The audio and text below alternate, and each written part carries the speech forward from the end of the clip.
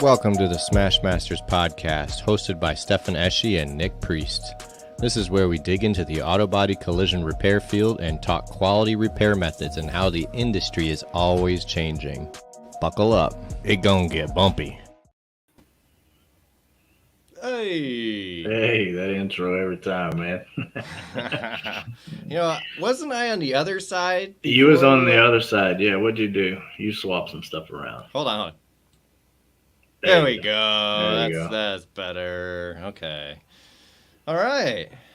Well, right. Already got comments coming in. What's going on? We got comments coming in? Yeah, comments coming in already. From our guest, Carlos. There's Aiden. What's going on, guys? How you doing? Dragos. How's everybody doing? Nice to see everybody. Thanks for coming in. Yeah. So, I mean, what is going on? I can't stop thinking about the Anson Open House. Yeah, we're going to the Anson Open House. That's going to be really exciting. Yeah. What do we got? What do we got up here? There we go. So it's May 4th, Burleson, Texas. I will be flying in that day. What's up, Nick? Yeah. That's going to be one heck of a show. Yeah, so you're going the 4th, so you'll be there. I'm going, I'm going to be traveling down the 1st. I'll get there the nighttime of that, so I'll be set up for the AAI Institute training. Ooh. So what's going on? Speaking of, hey, there he is. We have, it won't load that, but I actually have a little video about that training from Gene. A little sample course, yeah. Let's take a look. You're gonna play that.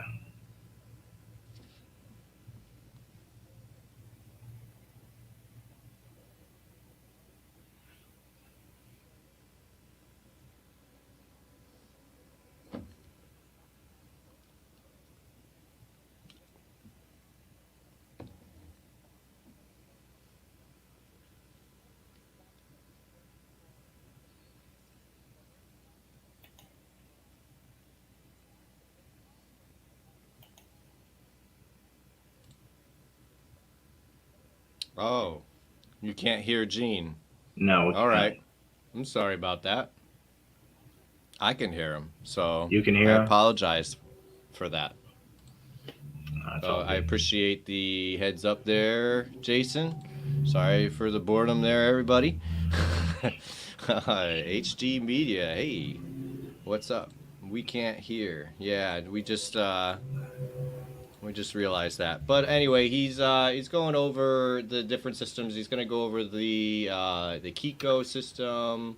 He's got Cam the Auto system. Cam a bunch Auto of stuff from Anson and Anson's Collision. diving into the collision world, so there's going to be a bunch of stuff to talk about there with that. So Right.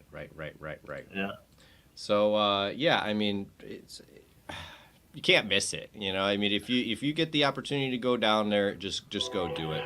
Yeah, if you guys are close, man, just come on, stop on by, for sure. Okay, so I mean, the Anson Open House, speaking of, is on Star Wars Day. So, yeah, Star Wars. May the 4th be with you. Are you gonna cosplay, Nick? No. What? No. What? No. I'm just gonna hang out. I don't know about everybody else, but I can imagine Nick in a Han Solo costume. I mean, if I had one, I would probably put it on. It'd be kind of cool. That would be the one. I'd definitely go Chewbacca, so everybody knows who I am. So he says if you can make it, there's a couple of seats left. So, yeah. That's gotta hop on that. Yeah. Are you planning a class at MTE? Josh wants to know. And HD Media wants to know, where are you located, Nick? I am located in North Mississippi. All right. So, I mean, you've been doing some PDR work over there in North Mississippi. Yeah, quite a bit. You just Quite a shared bit. a video today. I want to share that if you don't All right. mind. Yeah, go ahead. Go ahead. What's up, guys? I got another little dent smash for you. See if I can get this lady knocked out. She had a little unfortunate event, something backed into it, you know how it is. Luckily the paint wasn't damaged. We're gonna save this thing for her. I only got short before and after, so sorry about that, but anyway, here we go.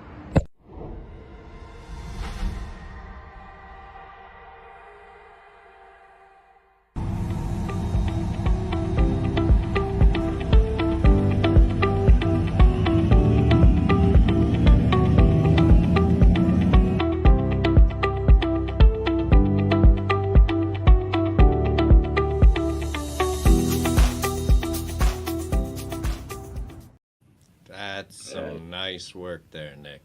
Yeah, I had that little. I did that job this morning. Had her in and out in just a couple of hours. So that's the beauty of PDR work. Gotta love that. Right. I actually had a friend of a friend contact me for some work, some side work on the PDR, and I did a little video on it. So I'm going to share that. Welcome back. I'm glad to see you today. It's a fantastic day here, and I hope it is wherever you're at. Let's do just a beautiful little colorful painting today, one that it should make you happy.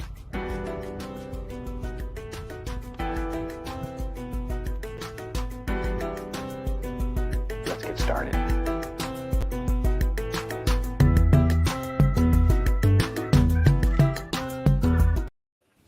That was a lot of fun to glass that one out. I have to say the owner was really happy with that. Oh, I bet he was. That turned out great. Thank you. Well, let's start right there before we bring in our guest. I mean, that's a question. Carlos is asking how he charged for PDR. Well, how do you charge for PDR? I use Mobile Tech RX and put in all the factors, and usually comes out pretty close to. Thanks, Gene. Yeah, thanks, Gene. Mobile Tech RX is what you want to use, or I mean, there's other software platforms, I guess, but that's the one I use. Which one do you use? Mobile Tech RX. I have used DentMate, and it's great. So I can't speak ill of either of them. Kind of just trying out both. Yeah. But I'm on Mobile Tech RX at the moment. Yeah, that's what I'm using. So I just won a year of it, so it'd kind of be silly not to be on it. Yeah. So yeah. Oh yeah, you did, didn't you? Yeah. Oh yeah, that's from the little giveaway they did on social media. Is that just for PDR? So it actually does a lot of things. I think it does tinting and detailing and a whole bunch of services. I have to I don't have the list in front of me. We'll have somebody on from Mobile Tech RX to talk about their services. Maybe we should have them on soon. Yeah, absolutely. Sure. That's some great questions there. Thank you, Carlos. Interested in GPR? Yeah, well, we got a guy for that kind of stuff, man. We got him in here. 15 hours away. Yeah. GPR, if you're looking to get into GPR, I like to tell everybody to head over to gprmasterclass.com. Because that's your most efficient and financially best way to learn glue pulling from one of the best in the industry. Oh yeah, for sure, no doubt. The theory class alone in the first part of that is fantastic. So there it is for you. That's the place to go. Yeah. And a little plug. I mean, you use my code, YouBreakGuyFix, all capital letters, and you might save some money on that. Yeah, absolutely. Anyway, let's move on. We have a guest in the back room. He's being very patient. There he is, Jason. How's it going, man? Hey, what's going on, guys? All right. That glue pulling is definitely questions out the bahoozle on people wondering about glue pulling. But it's been around for so long, it's just popping all off right now for some reason. Well, it sticks now. You can get it to stick now. Yeah. I have all the old school PDR guys telling me, "You guys are lucky. When I started, the glue didn't stick."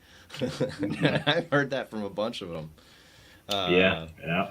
Well, there's Gene saying, "What's up?" Gene, yeah, too. I think Gene's leading the way. I don't know. I haven't seen much else out there on GPR until somehow Gene popped up on social media, and then ever since, boom, boom, boom, boom, boom, boom, boom, everywhere. I don't know if it's just, when you start looking for a car and you're thinking about buying one, and then all of a sudden it pops up everywhere. Yep. Yeah. It feels like that a little bit. Yep, absolutely. Absolutely. So Jason, you want to give us a little rundown of what you do? Yes, so I'm in the collision business, really on the staffing end of things. And we came in because we got out of the military, me and my partner, and we were kind of missing community a little bit. We're missing that community, that brotherhood. And so I left the corporate world where I was doing some staffing, medical, doctors, and stuff like that. Okay. And we wanted to get into blue collar. And as soon as we started getting into blue collar, I was looking for what's the best one to start with, because I didn't want to go fully into it. How do we bring the trade to be great again, basically, is what our thought was in the beginning. And vision popped up, and I kept hearing more. And I have family within it. I have friends. Every single person I've talked to that's been in collision is super passionate about it. So I started just getting more involved too. And then I started getting passionate about how great the industry can be if it's done right. And I've worked with clients and shops, and I know you guys know one of them very closely that is doing it, in my opinion, right on the culture side of things. And it is fun. It's fun for everyone, it seems like. And then I've worked with some that aren't, and I can see where it's so miserable. And if we want more people in the trades, more gentlemen like us, you have to bring in the appropriate culture. And so we've really just day in and day out, we've absorbed it, been a part of it. And now we want to do with the skills I have of bringing attention to things as much as I can and communicating, and then just shoving it down the throat of collision. And really helping out anyone that wants the industry to be great. Just how can we help out is really what we do. Okay. All right. Yeah. You're getting some attention. I mean, you've got over 15,000 followers on TikTok now. I haven't looked your other numbers up, so maybe you have some followings on other platforms as well. But I mean, it took me forever to get to 15,000. So, and I feel like I have a lot of eye candy in my channel, so it's probably a little easier for me than it was for you, just based on talking points. A couple videos that really pulled the heartstrings, I guess, took off, and that's where a big amount of our following came from. And it seems like, as we've talked before, there's no one out there talking about the mix of the business and the culture with the talent. And so we got out there kind of addressing the culture aspect of things and the pay, away from kind of the skills that it takes to get into the industry. Like, I know you focus on that a lot. A lot of people go visit you so they can actually learn from you. It's how we first found you, actually, Stefan, is someone we were helping out said he learned from you straight from TikTok. Straight from TikTok. Yep. I love hearing it. That's nice. And it's happened a whole lot since too. That's the funny part. And so I went and followed you, and I think, the right people all going in the right direction. And social media is the way to go. What's up, Brandon? I couldn't agree more. So I mean, I'm gonna share one of your videos here that I really liked. Let's make sure I choose the right one. You are not an auto body technician. That job title is far too old.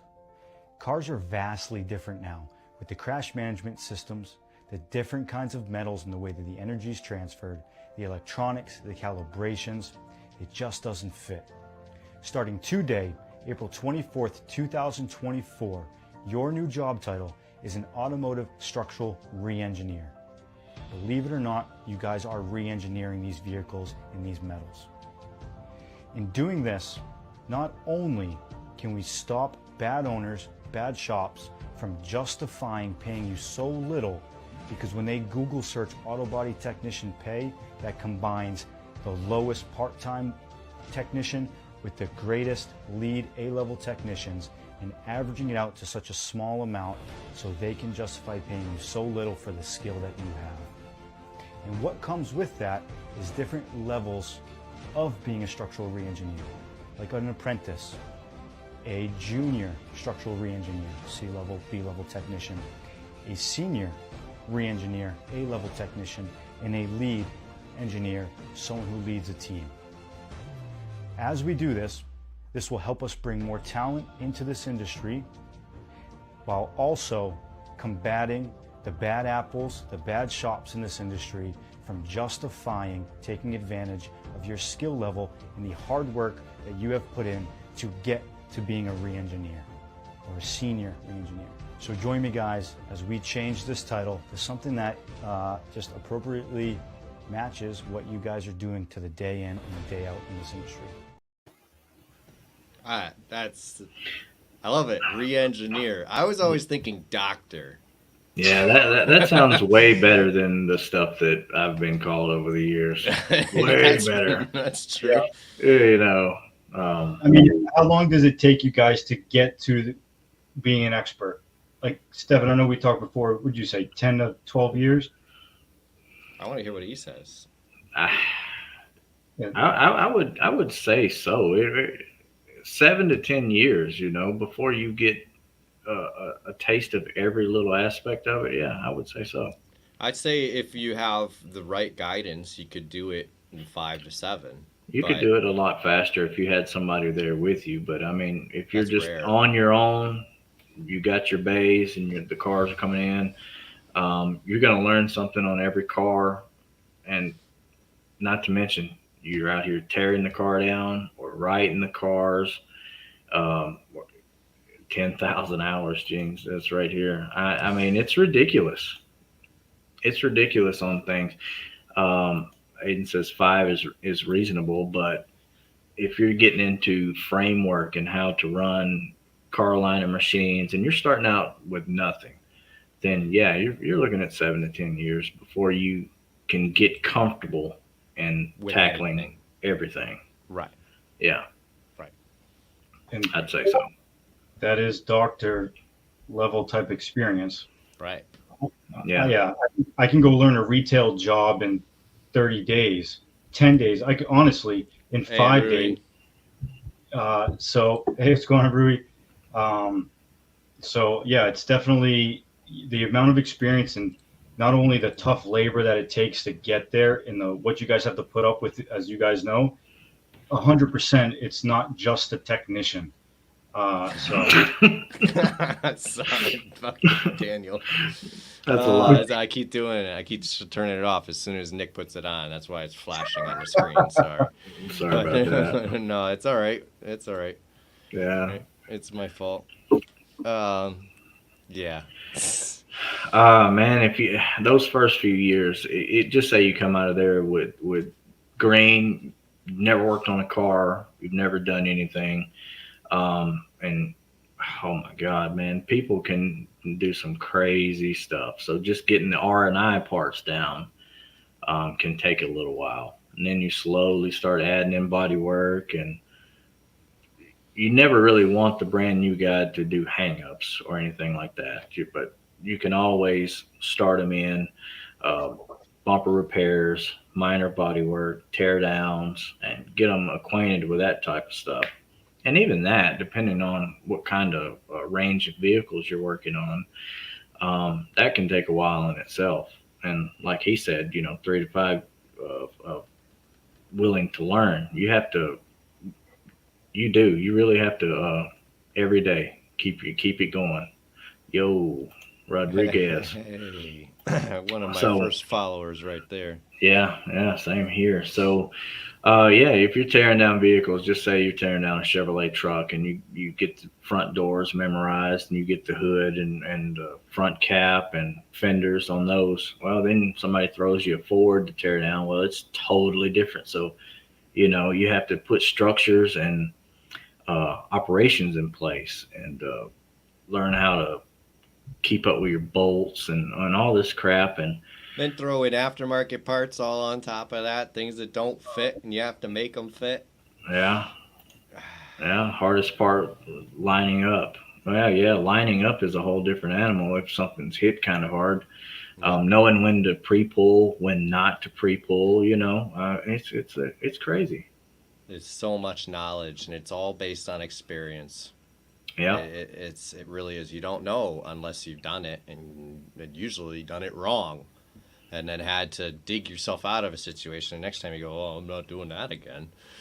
So, I mean, that's what it comes down to, especially when you don't have the guidance.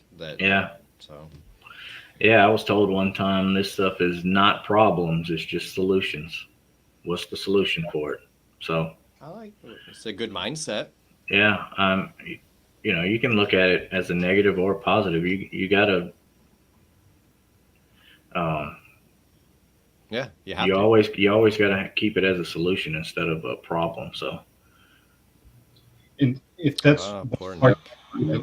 a little crazy about the industry is, you go anywhere else that has a market value of what the collision industry across the country has or the globe has, and there is textbook training programs from start to finish of getting to that level. But you come here and there's training programs to get started, almost not even to get going, to just get started, Yeah. and then little bits here and there to help you learn one piece of equipment or one type of job. But there's nothing kind of streamlined, and it seems like it's been left to the wayside a little bit to all the other trades, because I don't know what caused it back then, but is it too difficult? Is there so many different scenarios that there wasn't someone out there that could go, hey, here's a good training system? Or did cars change too quick to make a training system work? Like, it's a very unique industry within the trades itself that poses these crazy problems, and there's no one really out there trying to piece it together. It does seem like it's happening now with these online courses and stuff. But for the longest time, it was good luck. Can you make it?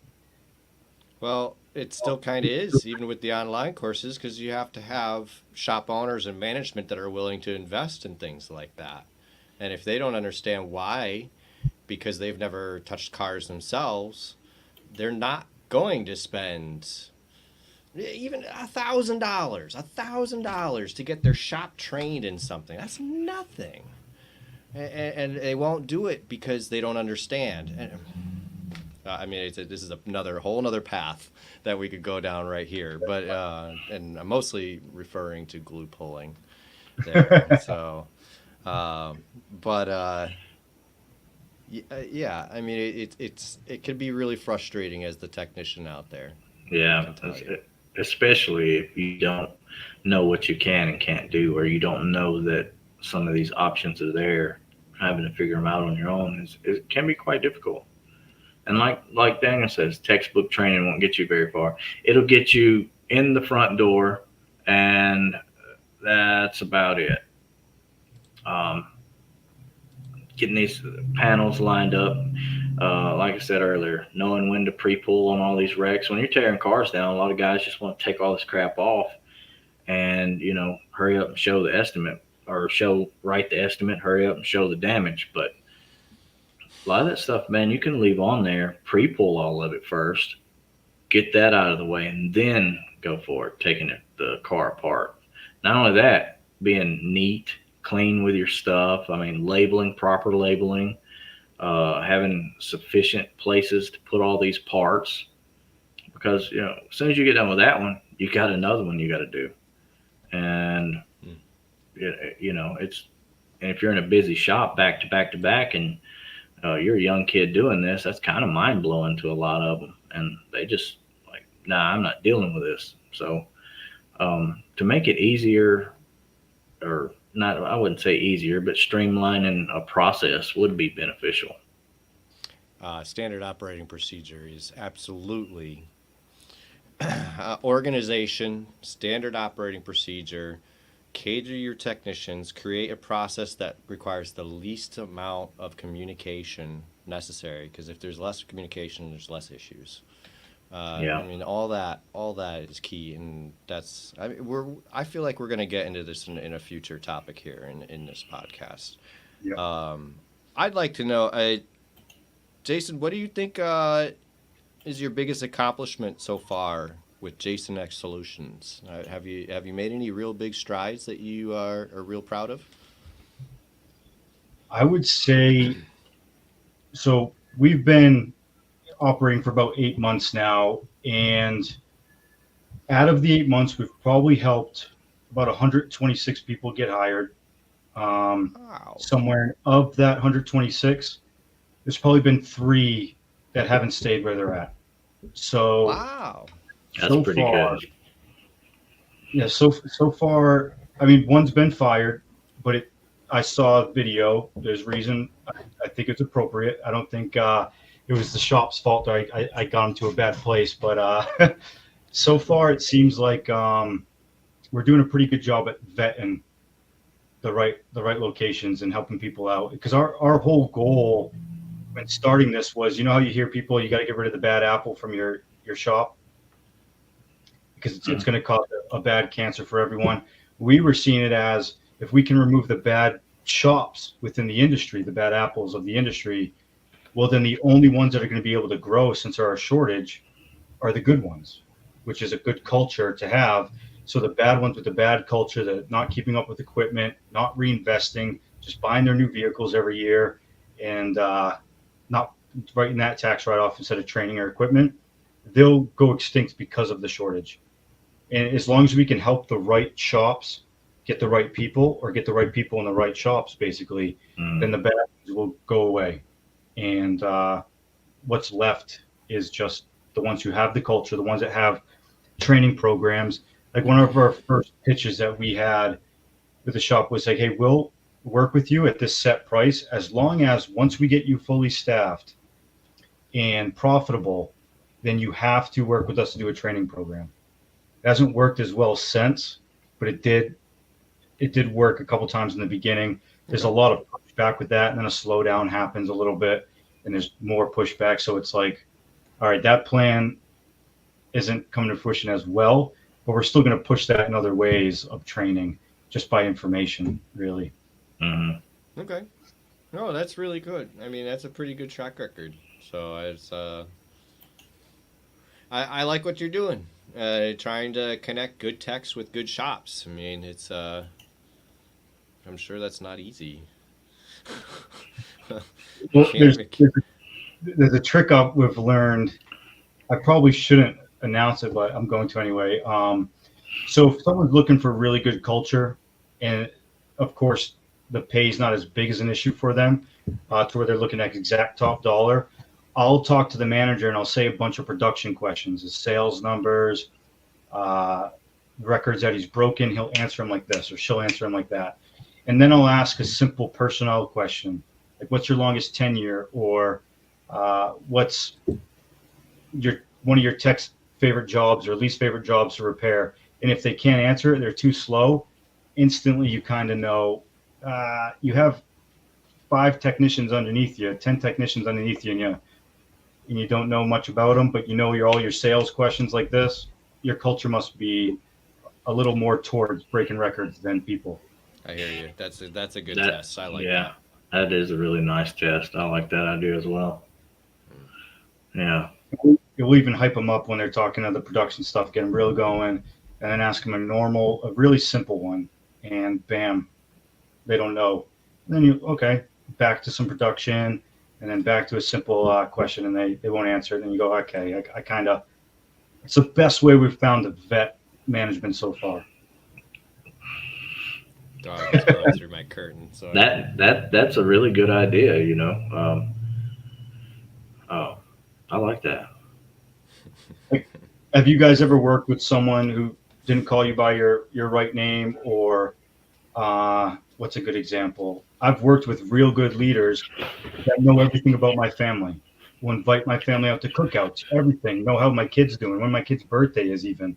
And it directly relates on how I've been treated, how they mentor me, how they invest into me. And then I've been elsewhere where you're just a number, which sometimes is pretty cool if you're really good at something and you know you're the best and the numbers are all that matter, you kind of get attention. But if it's not like that, there's a clear difference on someone who cares versus someone who is using you as a tool, basically. Mm-hmm. Yeah, absolutely. Absolutely. I mean, yeah, I have had a boss who never learned my name, even after 5 years of working for them. You know, so it's frustrating, especially when your only goal is to make that person happy, you know? So it's, yeah. Yeah, I don't think I've had a job or worked in a shop where they didn't know my name. I've been in a few where they used other forms, but you know, that's because I've pissed a lot of people off. But and you gotta at the end of the day, man, if you feel like it's legit and you feel like it's correct, man, you can't just bow down. You gotta, and it's all about making stuff better. It really is. If you're writing better estimates or you want to write better estimates, well, that doesn't benefit just the shop or just you. It benefits the whole. And yeah, if you want to get a PDR light and write these shops or write these estimates and make sure you're getting good proper time, what is the harm in that? But there's a lot of pushback in that kind of stuff. Aiden says he's having to write a better estimate than his estimator. I mean, Aiden, we as the technicians are the professionals. We are the educated ones. We are the ones that are catching the things that the estimators and the adjusters miss. So that's our job. I mean, you're going to have to do that your entire career. So it can get annoying, and especially, you know, you're working with certain writers every day, and you go, well, every time we do a quarter, you know, this roof molding has to come off, you know, on every one.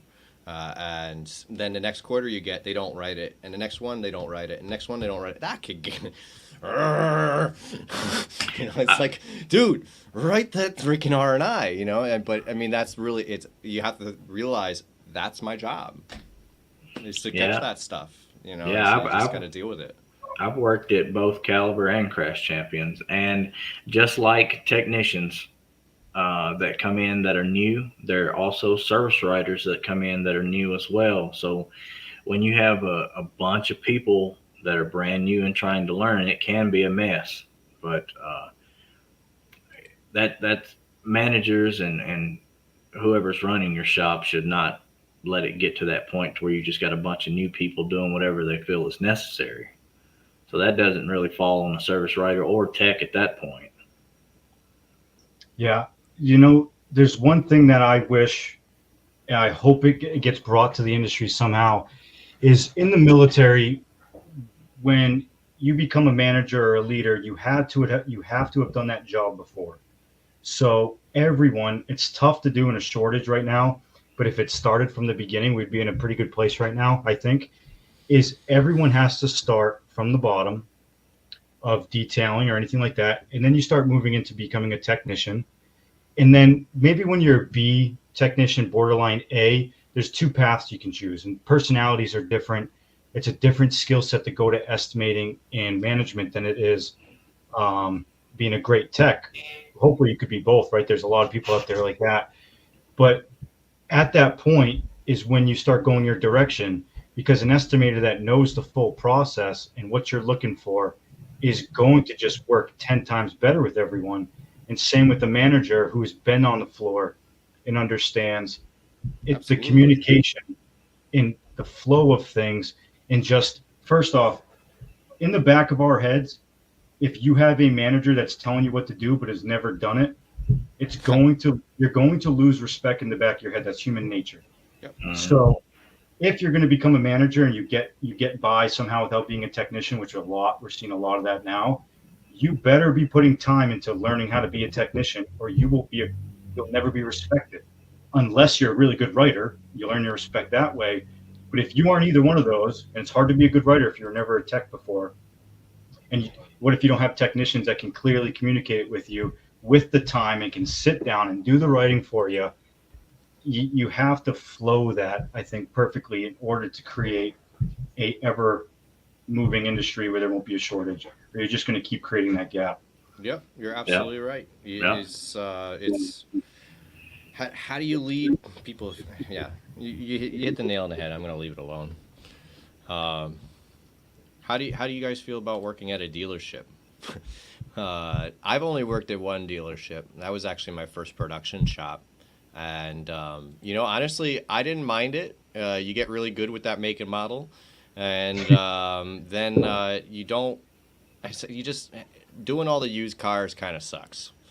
So it's just a bunch of bumper hood. You take 2 bumpers off and you sand the bumpers on the hood on hundreds of cars. And that can get mind-numbing. But a lot of dealership body shops are into making money and not doing the used cars. They'll sublet out that stuff to Dent Wizard or somebody, so a lot of dealership body shops, you're not going to do a lot of used cars. You're going to do insurance jobs. Yeah, I feel like or dealership body shops or any type of auto anything, if you're at a dealership, they all have their good and bad, just like any other place. So a lot of them's locally owned, operated. So you're looking at small mom and pop stores. Even if there are a lot of chain stores, they're still small. And I don't know. It just really depends on which one you go to. I've been to one that was really good, and I've been to one that was terrible. That's a good answer. Yeah. That's a good answer. That's what I've heard too. I've heard both sides. I've heard real great stories, like real great stories, and then real bad stories. The in-between I haven't found much of. I've heard the 2 sides, and I do see dealerships playing a role in the future pretty strong. And I've talked to you guys a little bit about it. I'm not confident in it becoming reality yet, but dealerships could be a pretty strong player in the industry, I think, moving forward. Yeah, I've mostly worked in smaller shops as well, Russ, and I tend to be attracted to that more. I'm a bit weird where I do believe that the dealerships and the big chain shops, the MSOs, might be a little bit attractive to me because of what I was saying earlier about standard operating procedure. And honestly, I care about workers' rights, and a corporate structure is more apt to follow the rules to protect their employees than a little mom and pop. So, I mean, I've worked in 5 shops, and I think 2 of them actually had the MSDS sheets out and available for the technicians. And it was because they felt like they had to legally, and great, whatever gets me safer, great, but it was because they were bigger and they were more following rules, and I appreciated that. Now, it was also the place that, would, you could never be late. You could never leave early, it was like that. So you gotta deal with the bad, with the good. So it has plus and minuses for sure. Yeah, that's a good question. You're welcome, Russ. I also, Carlos brings up another issue. I mean, not only do body techs deserve more pay, but I mean, maybe our managers and estimators deserve more pay. Maybe that's a big root of the problem why techs aren't moving into management. Because honestly, I have to tell you, management, give me any car, any smashed car, no problem. Give me an unruly employee that I'm supposed to manage? No, thank you. That sounds pretty crappy. You have to pay me quite a lot to do that. Yeah. And plus I heard that a lot of these chain stores are paying estimators pretty well. I don't know. I've never been an estimator, but I've heard they do pretty well for themselves. So okay. I can tell you guys from my end of getting a lot of jobs is a really great technician is going to make a crap ton of money, but a really great manager will as well, and estimator. It's because a really great manager is going to make things flow so well, is going to get you more hours, which is going to earn the shop more money, which hits bonus structures to where the pay isn't that different if you're a good manager. If you're a bad manager and you have one tech that just knows how to play around the chaos that's been there because he's been doing it for so long, he's going to keep earning well, but the estimator and manager is going to have a little bit of trouble because they're not improving what their normal numbers have always been to hit bonus structures, let's say. But I do see some real great paying managers out there and some real great paying estimators, but they're great at it. Just like to earn 160K a year, 140K a year as a technician, you got to be real good with your time management and skill. Yep. So. Yeah, time management is a skill that is not taught. It is, you figure it out, but it is not in the textbook. So like Daniel said earlier, it's not in the textbook. It's something you learn as you go along. And that's just part of getting better and becoming more efficient over time. So talking about the body shop side where managers and, the old school days, they had a guy out back, one guy, and he wrote a lot of the estimates, and now they swapped it to a few service writers, and they handle everything start to finish. Do you see that becoming trending, or are they going to fall back to the old ways? Because I feel like the older way was easier to manage as a tech, but I don't know. What do you think about that? Well, I see a lot of push for automated estimating coming out. So I don't think it's going to go either way in that sense, just because I think now more than ever, and I'm about to make a video on this too, now more than ever, you better learn how to estimate because you have to be better than AI.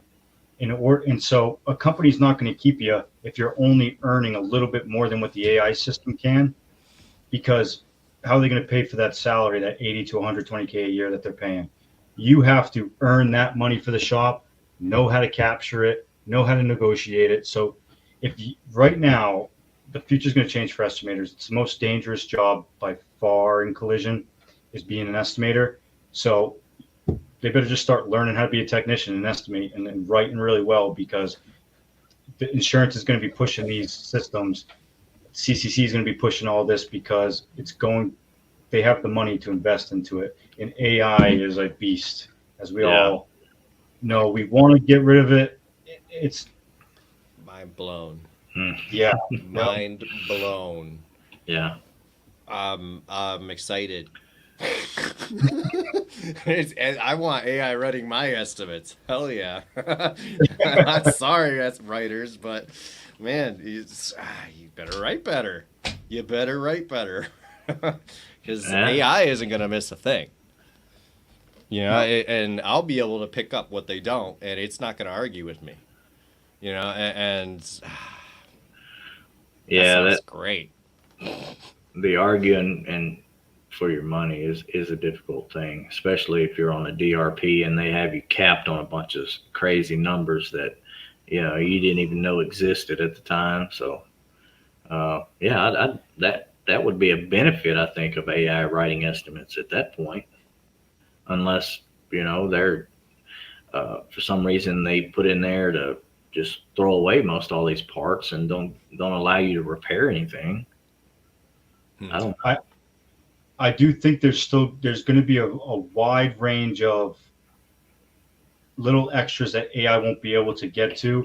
That this is why I think you've got to be a strong technician before you become an estimator, because you got to know some things that it's hard to say this, but in order to be as successful as this moves forward with AI, you got to know all the little tips and tricks of, we got to inspect this still too.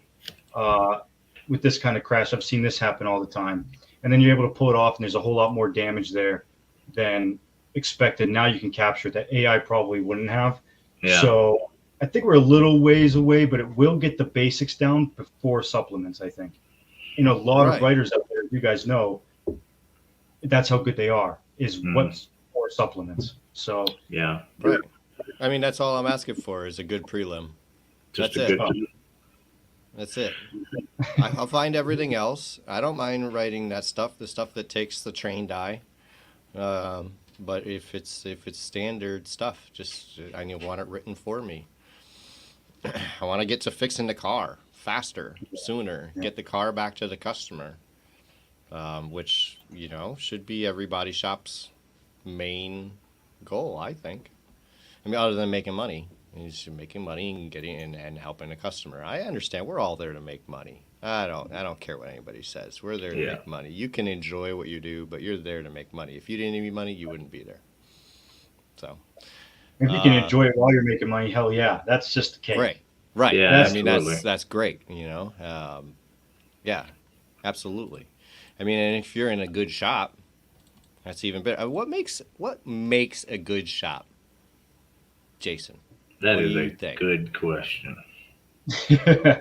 It's three things that are complained about.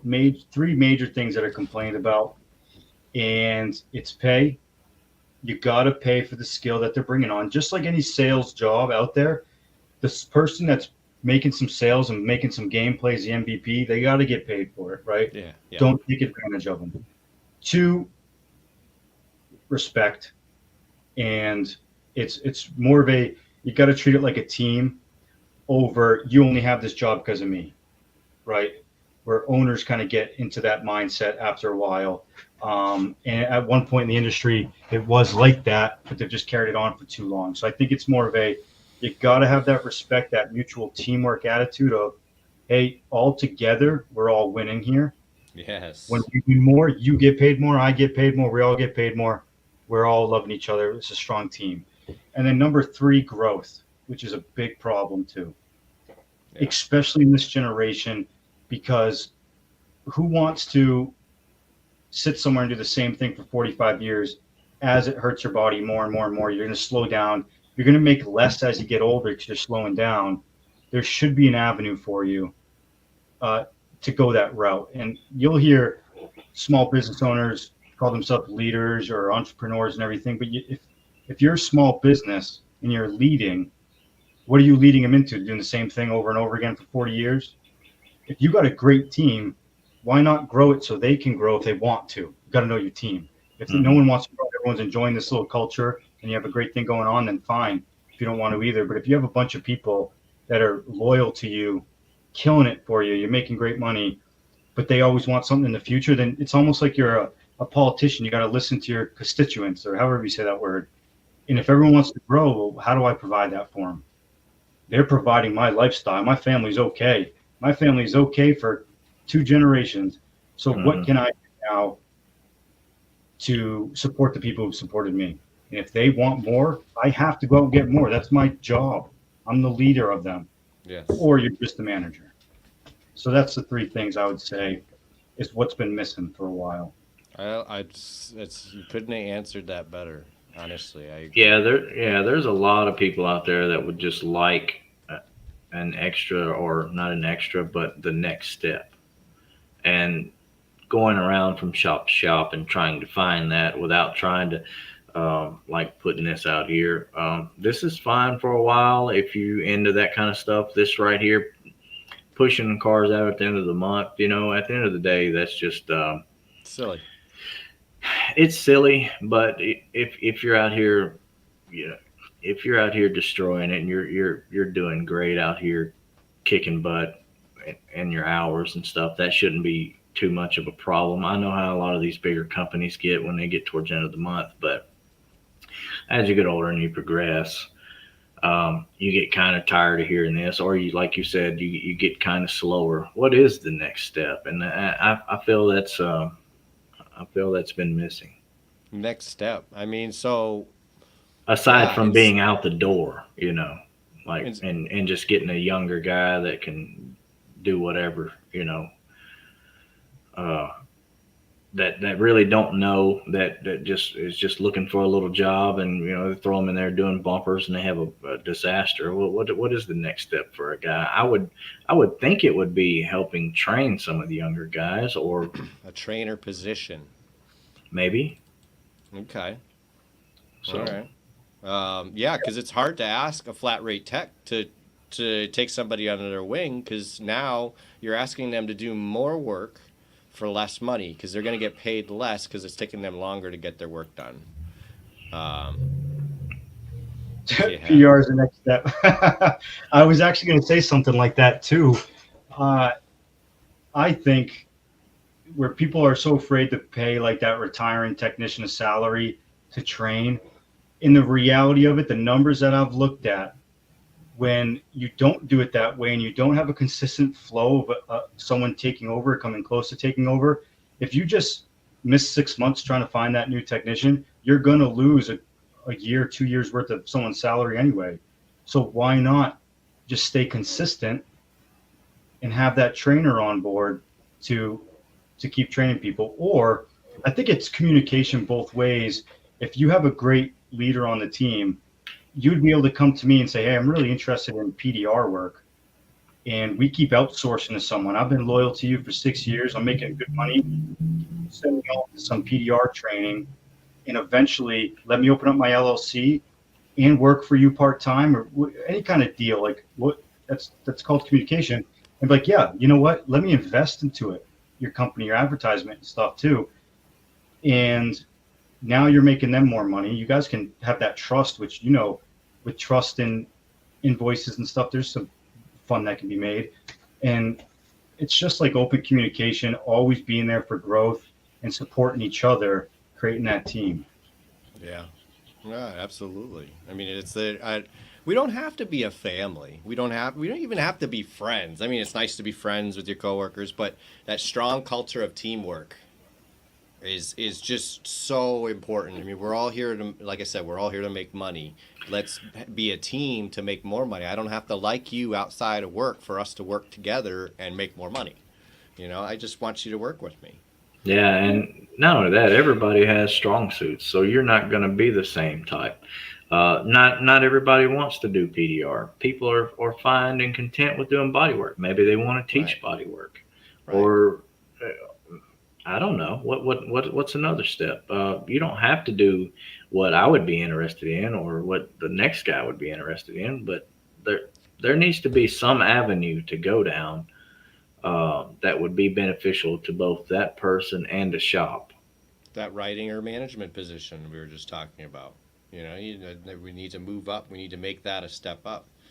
So, I mean, to touch on that, I'm going to dive back a little bit on, Nick, your question of the old style versus new style writing. And the best process I saw had the customer service representatives writing a prelim up front, as good as they can.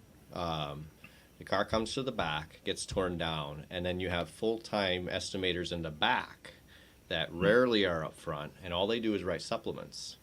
And they work with the technicians. They have their team of technicians, only 3 or 4 at most, you know, and they only work with just those technicians, so they know how that technician writes. When the technician writes retainer, they know what they mean. Yeah. You know, because retainer can mean 16 different things, you know, but that technician writes retainer every time they want the bracket that's on the fender. You know, so, and then everything just works more smoothly that way. And then the estimators in back should have body experience. Customer service representatives, I don't think it's as necessary.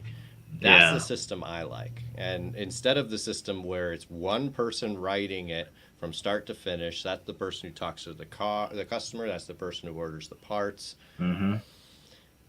That's a lot. That's a lot for one person, and it's a mess. It really is a gigantic mess. Yeah. And I would like to see that changed in the industry. I do like that you would have full-time estimators in the back. To me, I always felt that flowed the best as well. Mm-hmm. And people that are talking on the phone or selling the job or talking to these people, they can't be both up front and in the back at the same time, especially if you're tearing down a bunch of cars. So true. Yeah. That's a great point. Yeah. I like that better. Yeah, somebody's going to get left out at the end of the day, whether it's the body guy, whether it's the person that you're supposed to call and let them know about their car. I know a lot of this is animated now, or, automated phone calls and all that, but At the end of the day, somebody's going to get left out. You're going to miss stuff, especially if you take pictures out back and then you walk up front and try to write an estimate. You know, there's just so much to go wrong there. Yeah. Well, we're really talking about reinvesting now. So you're putting more money into creating a process, and you're creating roles that aren't production. So it better help towards production to get some more money paying in. Yeah. But I've seen it. I've lived it, and it works, and it works great. And likewise, you're talking about hiring. Everybody talks about the shortage and not having enough people. But if you got that one guy, and you maybe take on 2 or 3 young kids, and that guy just works with these kids and he helps around the shop, does a bunch of other stuff. I don't see where that's beneficial or non-beneficial to anybody. Yeah. I mean, you're training up 3 brand new techs that will probably, I mean, depending on how well you treat them, they're probably going to be there 10 years plus, maybe.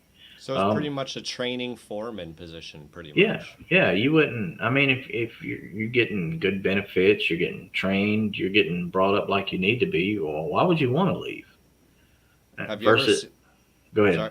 Have you ever seen that, Jason? Is this something we're just cooking up here, or? No, there's places that are doing that. So what I've seen coming into is this is a business industry, but a lot of independents for the longest time, I guess, weren't business minded, I guess, to where I know Gene Fetty said it before too. There's like the technician mindset versus a leadership mindset. So training and all of that it's a cost of doing business. So you'll get independent shops, we call it kind of pillaging, that are sitting on such major profits and riding the waves while they could, and then just complaining during the ebbs. But they're able to ride those waves because they're not actually paying for what the cost of business is. And training is a cost of doing business. Mm-hmm. It has to, right? Especially in the trades. So a lot of people weren't reinvesting doing that. This is why we're in a shortage, because so many were not reinvesting into the training, and they were just eating the profits for themselves, when in reality, continuous training, continuous looking for the right talent, and continuously improving your own leadership in your own business, your own training, is the cost of doing this business. When a lot of people see, the marketing is a cost of doing business, or the DRP taking a little bit of hits on the estimates where you can't write for some certain things on the deal is a cost of doing business. Well, also the talent and training is a cost of doing business. You have to be investing into that, or you'll run into a shortage. And look where we are. Yeah, absolutely. Absolutely, yeah. Making things easier for the technician to just to have all his materials and stuff there. That's a big thing. A lot of shops, want to put stuff way across the rooms or the shop, or want to lock a bunch of stuff up. And what does that do if you need something and you're motivated to work, you've got good time, but you're constantly hunting down or having to unlock or find somebody to open something? That to me is just insane. Yeah, I think I've heard you say something. Hasn't Nick said something before, a phrase about that? Like a front office. You said something before that I've heard. Oh, I said I mentioned something about them locking the printer and the pens and paper up every time that somebody had, a front office staff person had to go unlock something to get the printer paper after they printed an estimate, or that's right, or some along those lines. How annoying would that be? That's just not done. It's the printer is right here, or it's relatively close. Why is the stuff or materials not for a body guy? And I know a lot of shops are adequate with in getting people what they need, but there's still a bunch that aren't. They want to lock it up and hide it and feel like people are stealing. And if you got that problem, I mean, well, that's a whole different situation. But you don't need to who's stealing paper.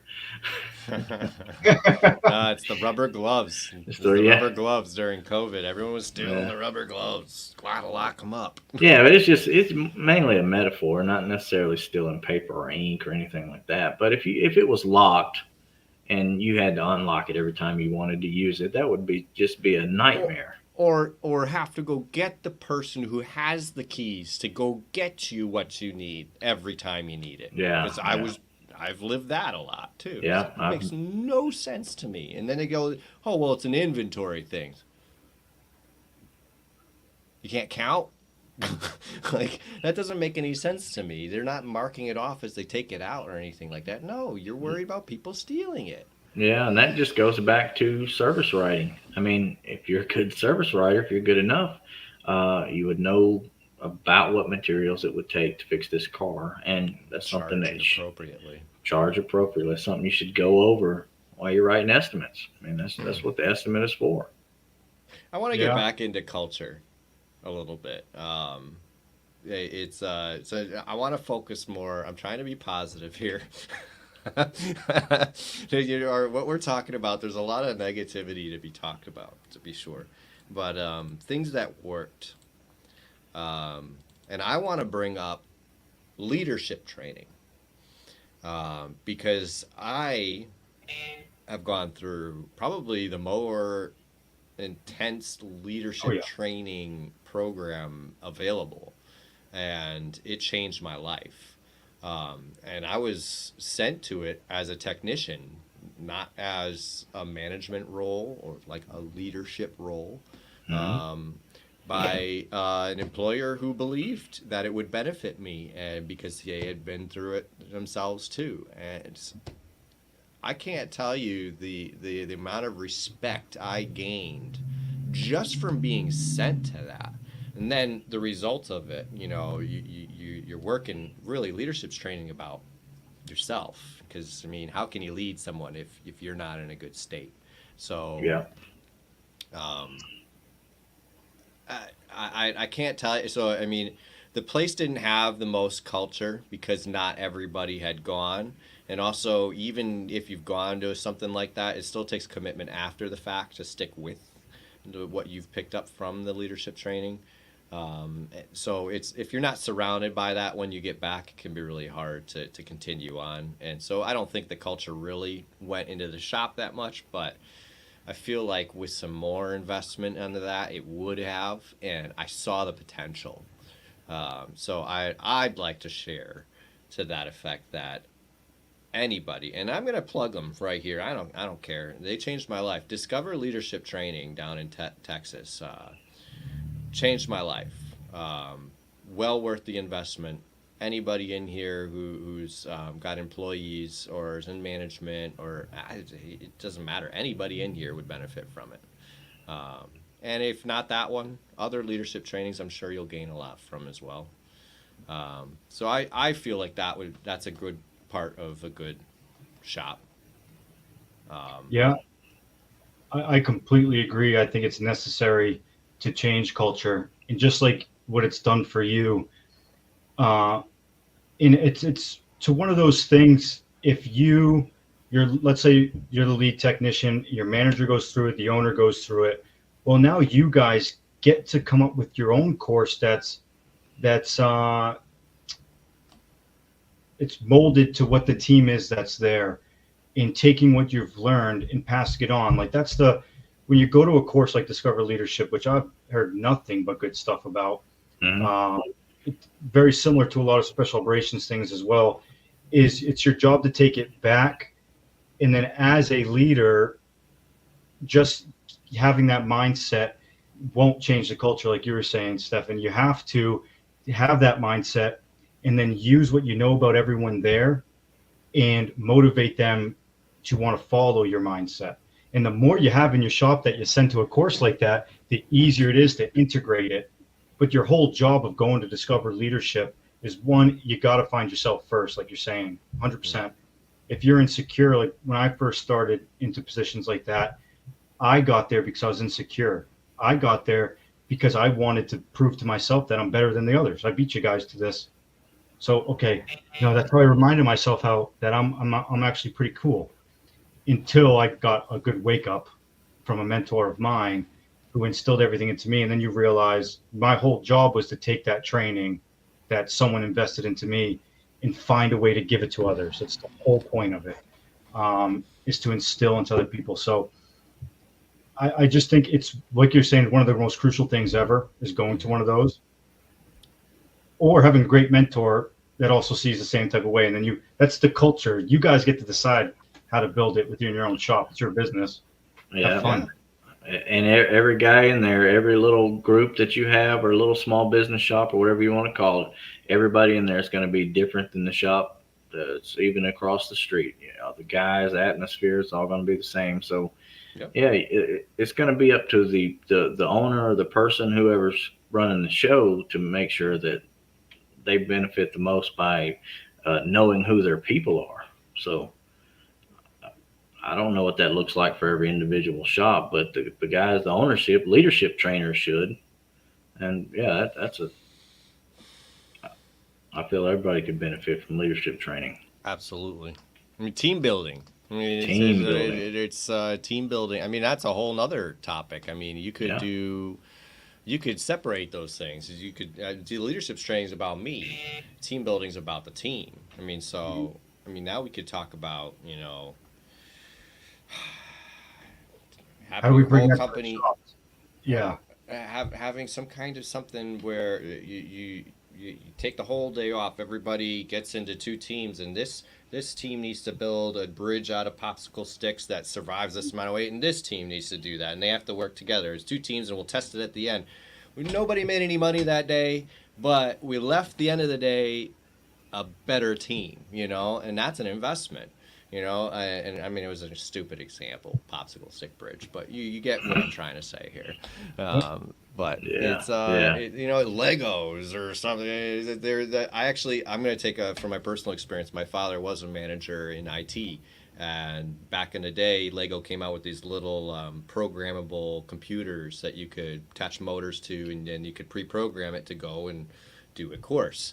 So he split up his team into two teams. He gave them both a kit and said, you have to get your robot to go through this course, you know, build something that does it and then picks this thing up and then brings it back. And they had to literally engineer this thing. And it had nothing to do with what they do, you know, daily, but at the end of the day, they were a stronger team. And that stuck with me. I had always, you know, I learned from that. And I thought I must have been like 8. Because I was playing with the same kid at home. That's how I knew. He bought 2 extra ones to take to work, you know. So it's yeah. I feel like that, you know, that kind of stuff can be really beneficial. You can't look at every day of the week as we got to have money coming in. We got to have money coming in. So you got to invest in your place.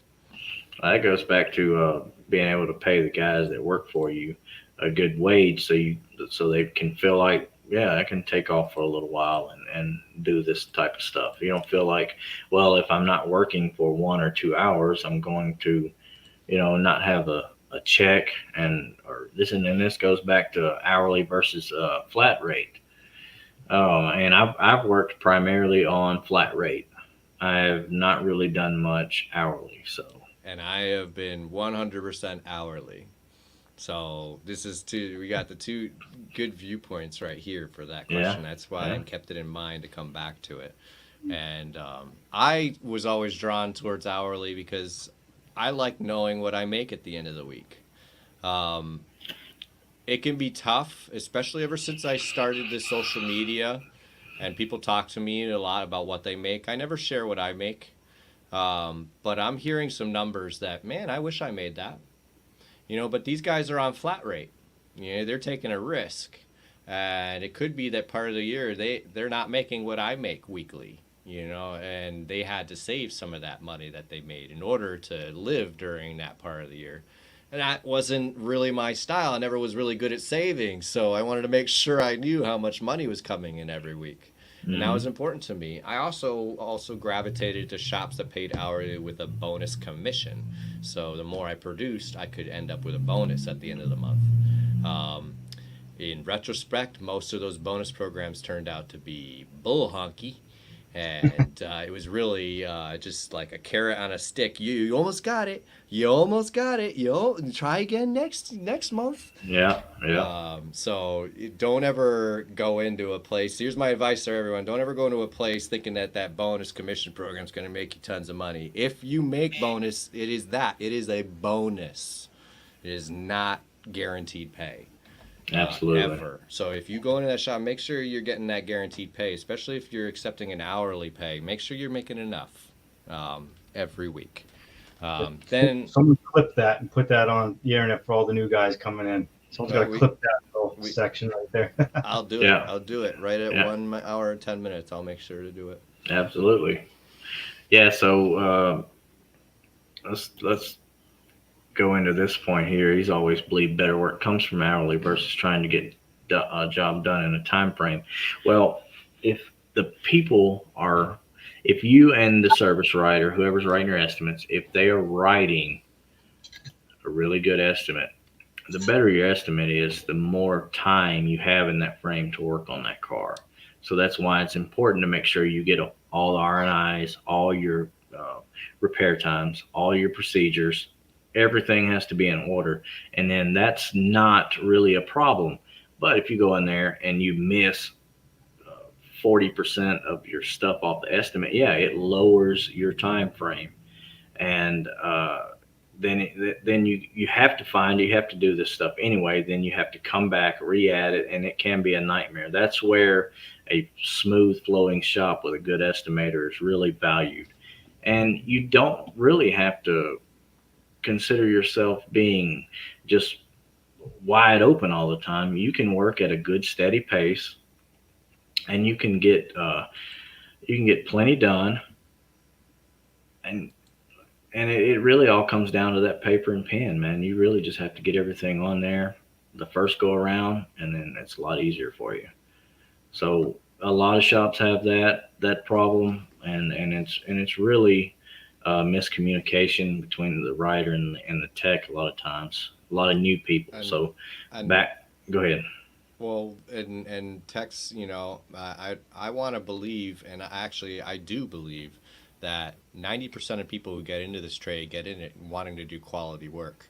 Oh yeah. When these quality technicians end up in a flat rate shop with bad management and bad support, and they're having a hard time making money doing the work a quality way because everybody else in the shop is doing it a non-quality way and making way more money, you get frustrated and you stop fighting. You say, well, screw it. I'm going to hack this car and I'm going to make that. And this is what people are telling me. I've never worked flat rate, so I don't. But people are broken down to that point, and they start skipping steps because they don't care anymore. They've been pushed to the point where it's like, well, I need to make money. So I feel flat rate promotes that. But I mean, I'm proven wrong daily by people I meet on my social media channel, including you. You used to be my shining example. I say, this guy's flat rate all the time and does way more quality work than I do. So it's like, no, you do. I've never metal finished anything. So it's that's when it comes to traditional bodywork, that's ultimate quality right there. Yeah.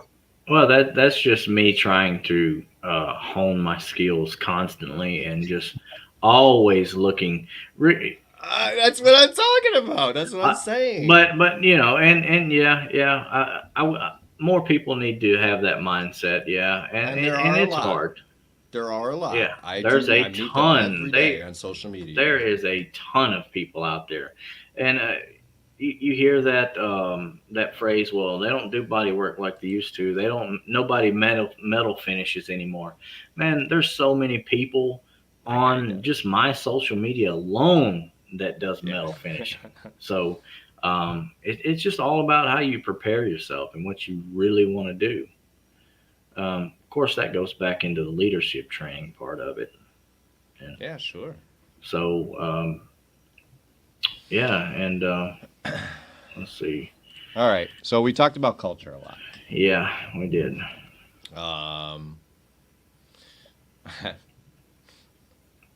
Have you found any really good shops? I mean, you can give a shout out if you want. Jason? I don't think anyone's perfect on what the dream we all see is, but I have found a few good ones that I think are either on the right path and it's transitioning down to the team, and it's the culture's being built, which I know you guys follow one on social media, Auto Body Clinic. Yeah. They're up here in Massachusetts, and I'll tell you, I gotta give this a shout out. So my job is to help the right companies get fully staffed, the ones that I'll partner with and everything. And there's this one time where this is awesome culture to me is we were hiring on an estimator, and I basically found out what that new estimator would want to make. And so I'm going to go fight, because this is what my brand is. I'm going to go get more than that if I can. And I came and said, we could get away with this number. So I'm winning for both sides here. I'm trying to. And he goes, no, I'm going to give this number. And it was like 10,000 more than what I suggested. That was already more than what I knew you could get away with. And I was like, all right, that's how sometimes you get a confirmation that you're like, yeah, see, it's the right mindset, I think, of how it should go. And I've met some others too that are just really well into culture. I know there's a shop down in North Carolina, but it's hard to mention one shop in an organization, because the organization itself could have a lot of badsies. But there's one shop that's doing it right within that MSO or something. Yeah. I've seen that before plenty of times. Yep. It could be fully changed. So I can't give a shout out for an organization in that It's sense. good managing. That's really what I think that comes from. Yeah. And then I've had someone, if you see a shop that's just never lost someone in 15 years, and they're paying pretty well in these subsectors, well, they're doing it I think they're doing it well. So, I mean, what particular works? I mean, so I'll tell you what works well, and then you can tell me what you think works well that you've seen. One thing that I've seen that works very well is body shop consultants. Bringing in somebody to take a look at your business and give you some pointers on some directions to go to increase flow and increase profit. Consultants are freaking huge. Yeah. You have consultants like Mike Anderson, who travels across the country meeting with the best players in the game. That's collision advice, right? Yep. Collision Mike's advice. Yeah. Meeting the best players in the game, seeing the bad, and actively being a part of a transformation. So he's got hey, this is a know how it works. You should listen to it. I mean, you're stuck with your production, your operation, where you're at, which will take up a lot of your day. You don't have the kind of time as someone who's purposely going around learning the best ways of doing things and then coming back and helping you out. It's a no-brainer to me, is going the consultant route. Yep. And getting an outside view. Absolutely. It's like to just go and create a process without ever or maybe you're a body shop owner that when you were a kid, you were in the body shop or whatever, and then you just, and the years go by and you spend time in the office, and you're just in the office, maybe write some estimates, but mostly managing. And then all of a sudden, they ask you, or you decide, I'm going to create a process in the shop right now, and then he just goes out and changes everything. It's like, but you don't know what we do out here, and you just screwed everything up. But you're the shop owners, and you sign my check, so I can't tell you that, you know. Consultants, bring in somebody who knows what they're doing, and just skip that process and go to the right way. You know, it just seems like a no-brainer to me. A consultant's seen many different ways of doing the same, skinning the cat per se. Yeah. They know many different ways of doing it. So if an owner comes to a consultant and says, "This is my goals, and this is what I like to do. This is my brand. This is what I want," well, the consultant can take that and go, "Well, we can't achieve exactly what you want if we stay doing these other things that you want to do, but this is how close we can get." And usually it's right there, and it's without making too much change on the team. Like, you can't make a change that quick on a team. No one in America likes change that quick. So someone has to walk you through step by step on how it works because it's been proven, you know? Yes. Hmm. Yeah. No, that's good. I definitely there and Mike Anderson, really, I've seen his work and I've seen what he can do for a shop, and it's impressive. I mean, the shop that I keep referencing with the standard operating procedure and everything, it's because of Mike Anderson. It's because Oh, of Mike really? Anderson and Collision Advice. Yeah. Yeah. And I'm not gonna say that the guy is inexpensive. I mean, he's got knowledge that's gonna make you a lot. So he knows what he's worth, and Hmm. so he makes his money, which is I'm great. It's great. But yeah, he's great. Well, oh, what is MSO? So we're talking about the corporate calibers and the Gerbers and the Vives. You know, the corporate companies that come in and buy all the shops. When we Like a multi-shop operator. Yeah. I call yeah, them. that's what it's. I keep I call them moral support observationists. They're in the background giving Yeah. moral Yeah. support. Yeah. Yeah. Okay, so all right. On the flip side, what's a common mistake you see shops making besides not paying enough? That's an easy answer. Yeah, I mean it's a big common mistake. It's a huge one. Uh, it seems like I would have to say that's still the common mistake, but there's a reason why they're not paying as much, and they've been used to such a profit margin for so long that they've been able to put in their pocket. Which, if you take the profit margin from Collision, I've worked in many different industries, the profit margins that some independents are making compared to what the average business in America makes could be double or triple of what they're just shoving right to the pocket, right? And even with those profit margins like that, they could be reinvesting and paying employees more and getting a little bit more of a tax break. Of course, you're still gonna have to pay a little bit in taxes, but the value you get out of that is so much more. So it's what the mistake they're making is they're not looking at the big picture of supply and demand of talent that's out there, and they don't understand that we're in a time where all the money that you used to spend on the front end to get more cars in, now you almost have to spend it on the back end to keep talent and get the right talent, which means retaining them and showing them appreciation. That could be by money. A lot of people like appreciation by money, like you were saying earlier, all in it for the money. Yep. Or it could be really anything. It could be sending them off to training. So the biggest mistake I see overall, which comes a lot in the smaller end of shops, is the failure to part ways with that amount of profit you've been used to. Or you've been in the industry for so long, you've stopped caring, and that vibe that you're giving off translates down. So a lot of owners are getting older and they've just been in the industry for so long, they're like, fuck this place. And that energy is going to go straight down to everyone else. So I'd say those are the two biggest mistakes. Okay. You got if this is your shop, show the energy as if you're a new technician, because that's what the new technician needs to survive in this tough industry. What do you think, Nick? Is something common mistake you see the shops you've worked in making?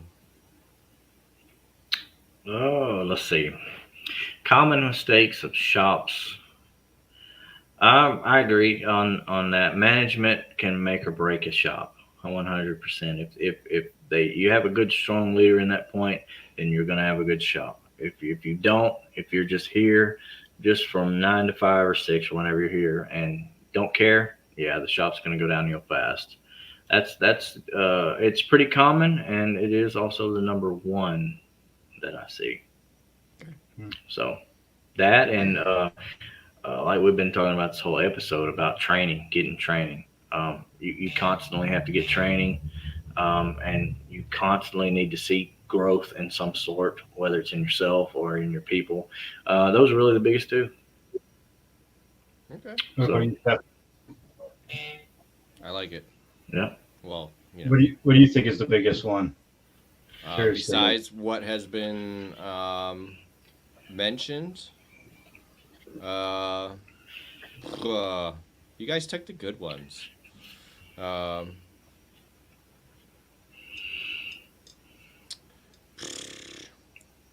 I'm gonna go with just relying on golden handcuffs.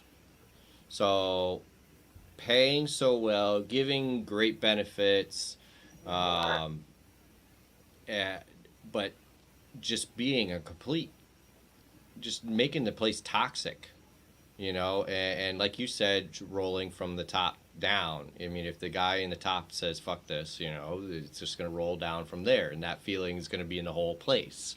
So I see places offering big pay but not looking to get their culture better. So I mean, they're just relying on that golden handcuffs. Yes, we make a lot. Yes, we pay well, but you're going to hate life here, and people are going to talk shit behind you, behind your back. There's a whole clique. There's this guy, this technician over there, and he's not the lead technician, but I'm going to treat him like that, and I'm going to hang out with him every night, and we're going to talk shit about the other. He's going to tell me all the shit, and I'm not going to verify whether he's lying or not. I'm just going to, it's just toxic culture. Toxic culture. And but you can't leave because nobody's going to pay you what I pay you. Which might have been true, but I left anyway. So that's a really good thing you should be able to do is I think every technician, everyone in the collision industry should live off a little bit less than what you're making and put that aside or invest it. So when something like that does happen, you don't have to get stuck in that scenario, and you're able to stand up for yourself and take a step away, like what you did. I've learned the importance of having a nest egg. There's some savings built up. For sure, it's very important. You made a great video on that kind of stuff. Actually, I'm going to play it, and I think this is it. I got some unsolicited advice for you new young A-techs out there starting to hit the big bucks, the 120 to 200K a year. Do not change your lifestyle yet. I know you want to buy the new car. I know you want to get the new watch. I know you want to get the bigger house. I've been there. You want to show your friends, family, and the kids you went to high school with that thought college was the way to success on how well you have made it. But if you can be patient, hold out a bit longer, live the same way you've been living, take that extra money and either invest it into yourself, whether that be taking a week off, going to a leadership course, or taking a virtual estimating course at nighttime, or putting that into assets that generate you money over time, so eventually you can make decisions based off of the visions that you have or the values that you have, instead of making decisions based off of you needing to maintain a certain lifestyle. I also want to keep you informed on situations like what's happening in Southern California, where technicians that were getting tons of hours making the 200K a year are now being cut because there's not as much work going on. You want to set yourself up to be prepared for moments like that, so when they do happen, your job security is still good because you have other ways that money is coming in, or you have other attributes to yourself to find a salary role that can come closer to filling the lifestyle you're living. Great video. Yeah. And after that video, it slowed down everywhere. It started slowing down everywhere, we're noticing. But, oh, so it's your fault. I wish I got it up sooner, but.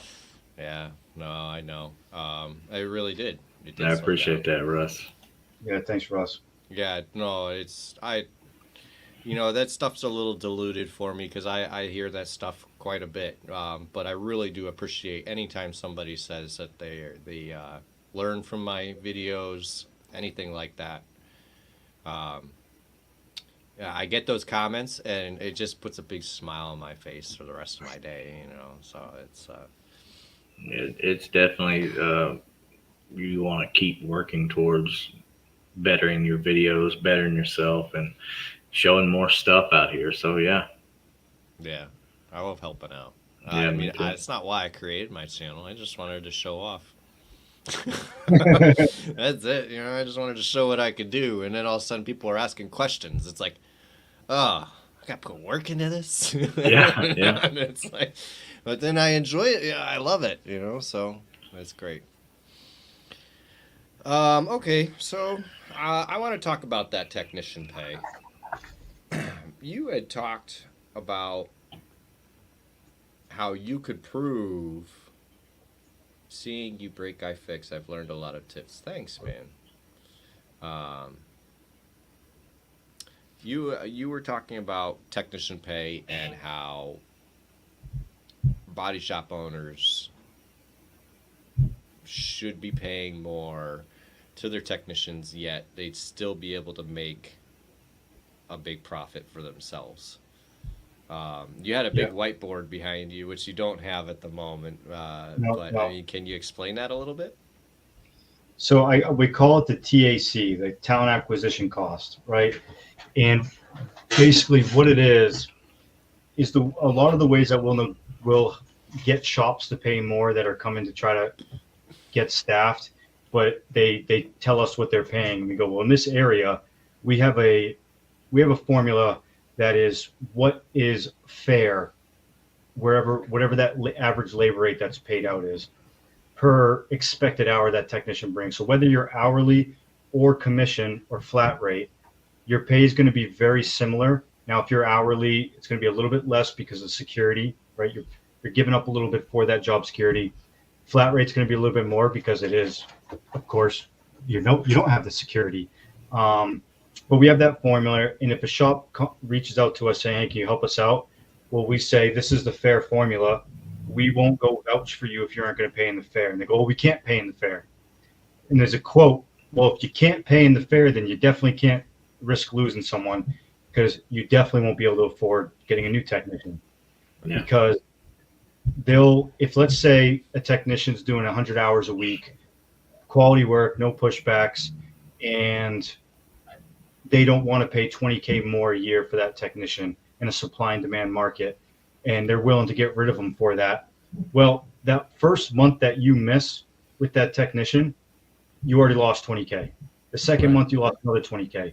All the way up, on average, it takes about 6 months to a year to find a new quality A-level technician. So because you didn't want to pay that $20K more this year, which there's a rabbit hole with that, if a technician keeps asking for more because they know they can take advantage of it, there is a mutual respect where I think shops should say enough's enough. But with that, if you ain't willing to cut or pay that little bit of extra in a supply and demand, you will end up losing tons more than you would have if you came to a deal to meet that technician, basically. So laying the math out for them. Yeah, this is the cost of what it costs to find someone. Indeed ads, your missed time as a manager doing interviews, your recruitment team, you have to pay for them to do all that if you have that. So not only are you paying for your finding aspect of it, your best option might be a B technician that's borderline A tech, but you got to pay for some car liner training, and you got to send them you got to pay for some iCar maybe, right? You're paying for that. And with that B tech also, they're probably only going to do 70 hours or 60 hours, and it's going to take a little bit of time to catch them up. Or in order to compete with all the shops around that are paying fairly, you got to pay it anyway. So why not just do it instead of losing money and then the only way to attract new talent is to either pay it anyway because that's what's competitive, right, or you got to spend time training someone and finding them. And it feels like it's common sense, but a lot have trouble with it. What's the best way to bring up getting extra training? I mean, it never hurts to just to ask. I mean, a lot of shops have an idea on what they want to do. I know I've seen a ASE certification. Does that matter? A lot of shops want to be iCar certified because of certain OEM procedures, or not procedures, OEM certifications, and they require a certain amount of iCar to be in that standpoint, whether it's iCar Gold to be on a certain DRP or, whatever. But these shops have that in mind, and a lot of them don't mind, especially if you're you're on time, you're working, you're getting the reps in. They don't mind paying for it. So it doesn't hurt to ask, and it doesn't really hurt to know where your shop stands or what the 5-year goal for that shop is. Yep. I mean, I just went and I just said, hey boss, I'd love to do PDR training. If you'd like to do that, And then a little while later, I said, hey, just letting you know, I still am really interested in PDR training, And he said, you know what? Yeah, I'll look into that. And then the next time I said, hey, I'm really looking into this PDR training. I found this guy locally that will do it. And he goes, oh yeah, oh, how much does it cost? And then one thing led to another. It's just be the squeaky wheel that needs the grease. That's the part, communicating, being a part of your shop as a whole, It's a team. all the team, yeah, all that stuff. Yeah, that if you're good with the shop, you like it, just go in there and ask. Look at this guy. He runs the MoClamp page over on Instagram. Yeah. He's been very supportive. Very Does a supportive. great job of that MoClamp page Yeah. too. Yeah. Really does. Um, do they raise your hourly commission pay, or is it like a bonus? So the hourly pay, I mean, it'd be work just like any other hourly pay. I mean, you try and get raises. You can ask for raises. Starting out, I'll tell you, most of my raises were gotten because I threatened to leave. Unfortunately, most shops run that way. They just don't offer you more money, so you have to kind of demand it, by saying, well, I found somebody else that wants to pay me more. I mean, if you want to keep me, or let them make that decision. But It's Yeah. kind of like estimating a little bit. So yeah, you got to prove your work. So if you're hourly, you can get a raise pretty strongly by showing a consistent amount of hours or work that you provide a year, knowing your labor rate that's average paid out to your shop, and then kind of taking what would a flat rate be making and be fair and take away from that because of the job security of hourly, and approach them and say, hey, look at on paper, you can't argue it if it's proven, right? If the picture's been taken and the proof is there, like consistently for 2 years or a year, I hit this amount of hours, this amount of part replacements, this amount of quality work, no returns. This is what I think I'm valued at. And this is what a flat rate makes right down the street. I'm not looking for the flat rate price of the amount of hours that I cut or that I did for the team.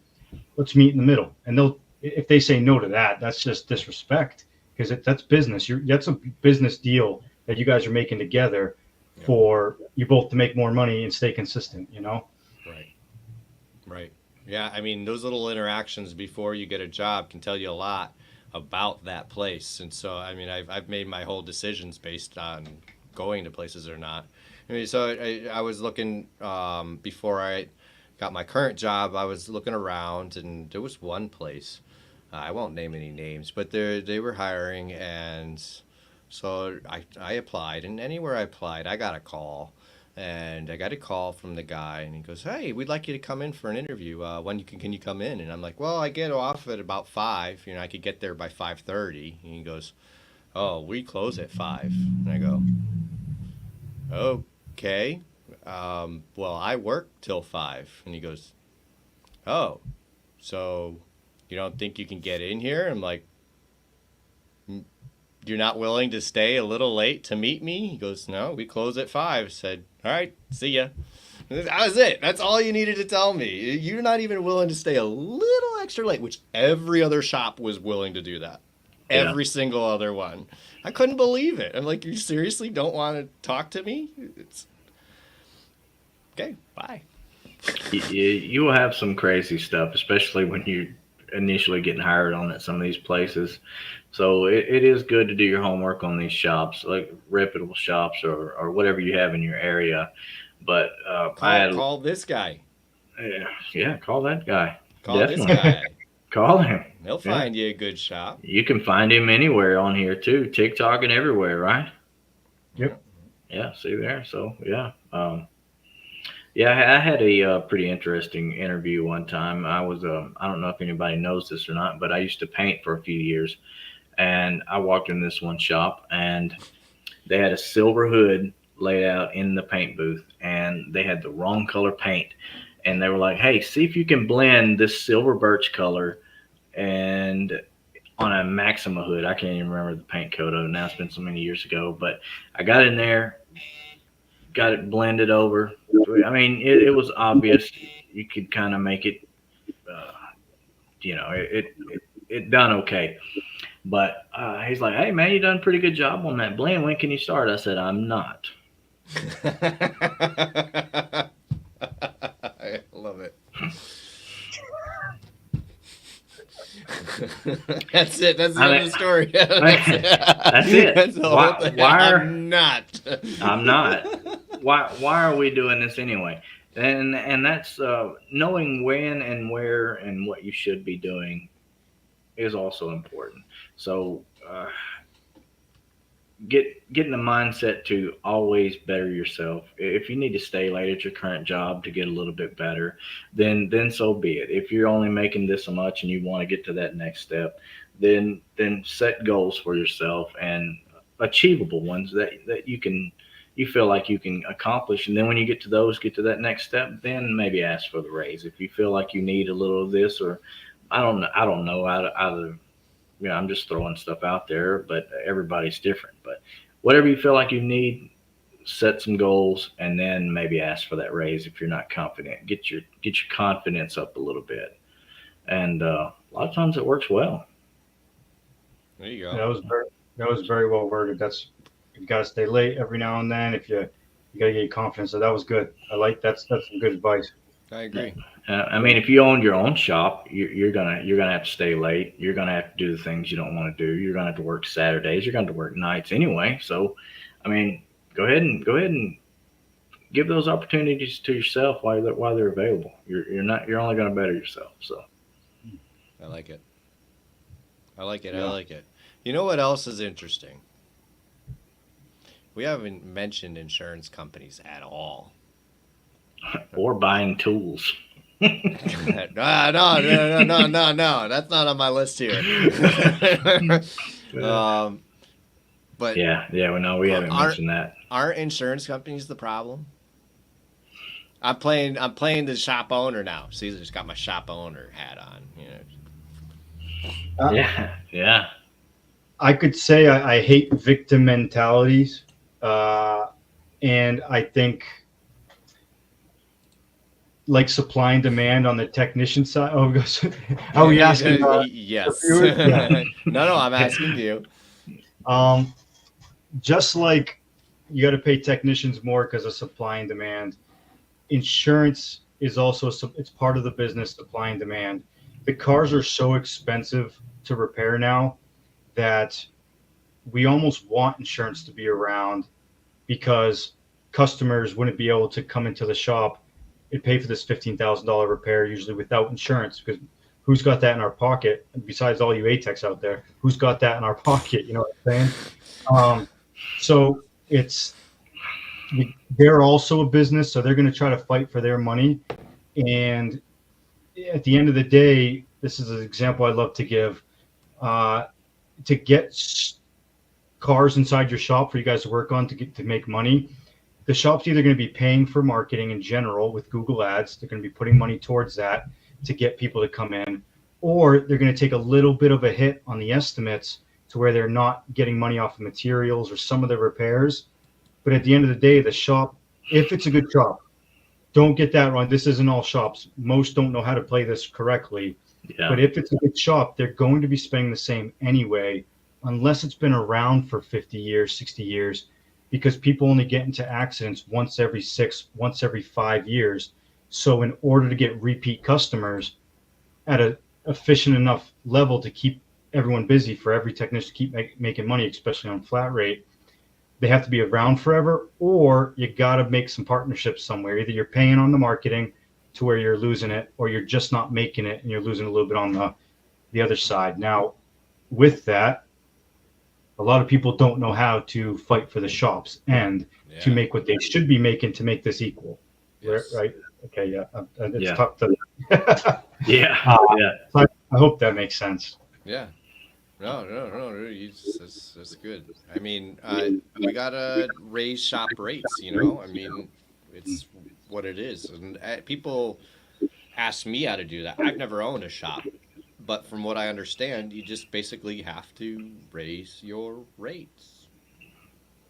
Yeah, Well, I mean, that also comes into a market though. The shops surrounding you also have to be on board with all that in order for you can't just go in there and raise rates. so Your so surrounding areas also have to be a part of that. so are we saying auto body associations are a good thing? Depends on the state. So I'm going to use Massachusetts for an example. It's a very good example. It's the lowest labor rate in the country, but one of the highest cost of livings. Okay. Now, the best estimators coming out of Massachusetts, but that was a problem caused by the low labor rate. So the way insurance, because legislation gets passed to average out your labor rates, right? So you have to basically force insurance to raise their rates. They're never going to willingly do it. It's a business. And we all know how greedy they are there. Right, right. And so Massachusetts has to show why the labor rate should go up. And the insurance will argue back by there's so many shops, supply and demand. There's a lot of supply of shops. And there is the average ticket per car, the average cost of the repair is equivalent to the rest of the country. It's that way because the writers in Massachusetts write for every little bit to make up for that low labor rate, to where now the state has some shops that are partnered with insurance getting a lower severity. And then you have these other shops that are way up there writing for every little nickel and dime, which makes the average labor rate right here to where it doesn't have to get raised because they're equivalent to the rest of the country. It's hard to win in a court of law with facts like that. So the key is everyone's got to do the same thing. Right. And come together as a community to fight it. So Massachusetts is tough because they have the state regulating all of that. Yeah. So I mean, isn't it down to like 45 an hour or something like that? Something. Oh, it's just. Oof. it hurts, especially when the states are so close to where a technician could just go over the border and make $10 more an hour flag hour. 20. Yeah. I mean, we're at. The shop's at 65. I mean, so there are certain insurance companies that won't pay it for us, even though it's the going rate here. So customers come in with that insurance company, and we say, hey, just so you know, they don't really pay our rates, so we'll do the work, but you might get stuck paying the extra $10 a labor hour. And when there's 130 labor hours, we're talking like $1,300 here. You know, it comes out of the customer's pocket now. And usually people just turn right around and go down to the shop that's got a lower labor rate, or will accept that company's lower labor rate. We just wouldn't, you know. And I felt like it was that foot down mentality that pretty much said, hey, listen, these are our rates, pay them or kick sand. You know, If everyone did that, there'd be no choice. That's the that's the thing. You gotta, we have to do it together. Well, that's where I see auto body associations being a good thing, and not to mention that I believe it was the association that led my previous employer to Mike Anderson. So there's another good thing that came out of it. So the collaboration between successful business owners, I think, is a good thing. I'm sure it can. There's pros and cons to everything, but personally, for me, auto body association's good. I believe. I think there's more good that comes out of them than bad. yeah. I think building a community, and you're going to hear me mention that, getting everyone on the same page and fighting together is just, everyone gets to win if you do that. Everyone gets to win because we have that. I think we have about 30 years before we need to worry about that competition and fighting for it again, to where you start undercutting people. I think we're in a time right now to where, with the shortage and everything, if everyone came together for our lifetimes, we'd all get to be majorly profitable.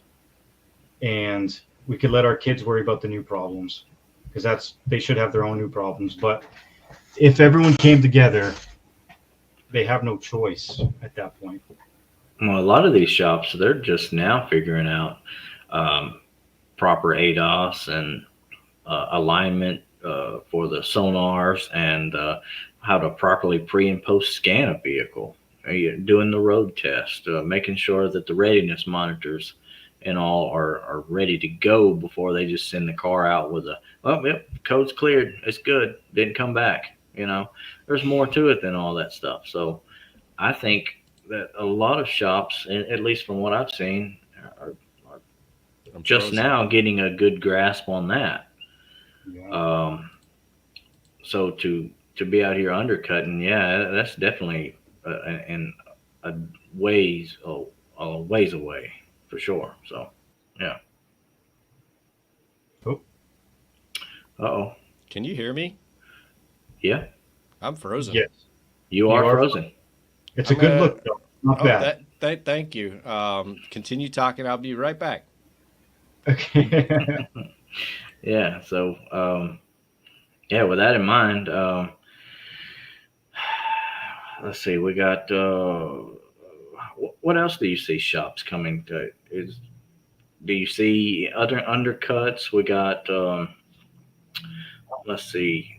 Yes, make things calibrated here. What percentage?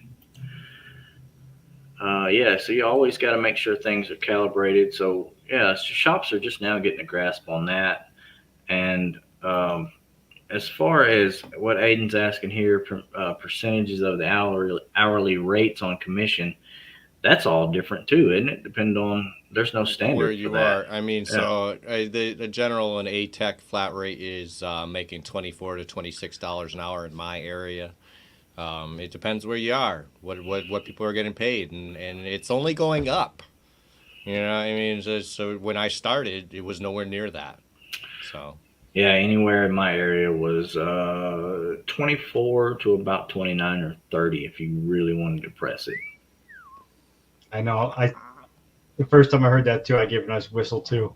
That's some money. Yeah. But you got to make sure you're on point if they're asking those numbers. But in return, people are looking at you to really know what you're doing, and that all goes back to in your early years, maybe staying late and getting all that extra downtime, honing in your skills. Here we go. We're going into my next topic. Honestly, is it worth it learning auto body? Is it worth it? Is it worth it, Nick? What do you think? I would say so. Yeah, if you don't want to go to college, you don't. There's things that there's many blue collar trades you can get into, but yeah, I never really cared for electrician or construction or HVAC.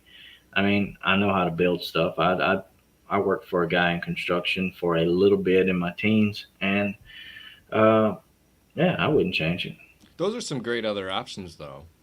They are. I mean, I don't see anything wrong with them. No, I mean, if you don't like cars, if you like to build stuff, yeah, that's all great, whatnot. But for me, if you're interested in cars, yeah, I would absolutely do it again. That's cool. I mean, I agree with you, and I would too. I do want to share the insight, though, as I used to be way more of a car guy than I am now. Because, I work on cars all day long.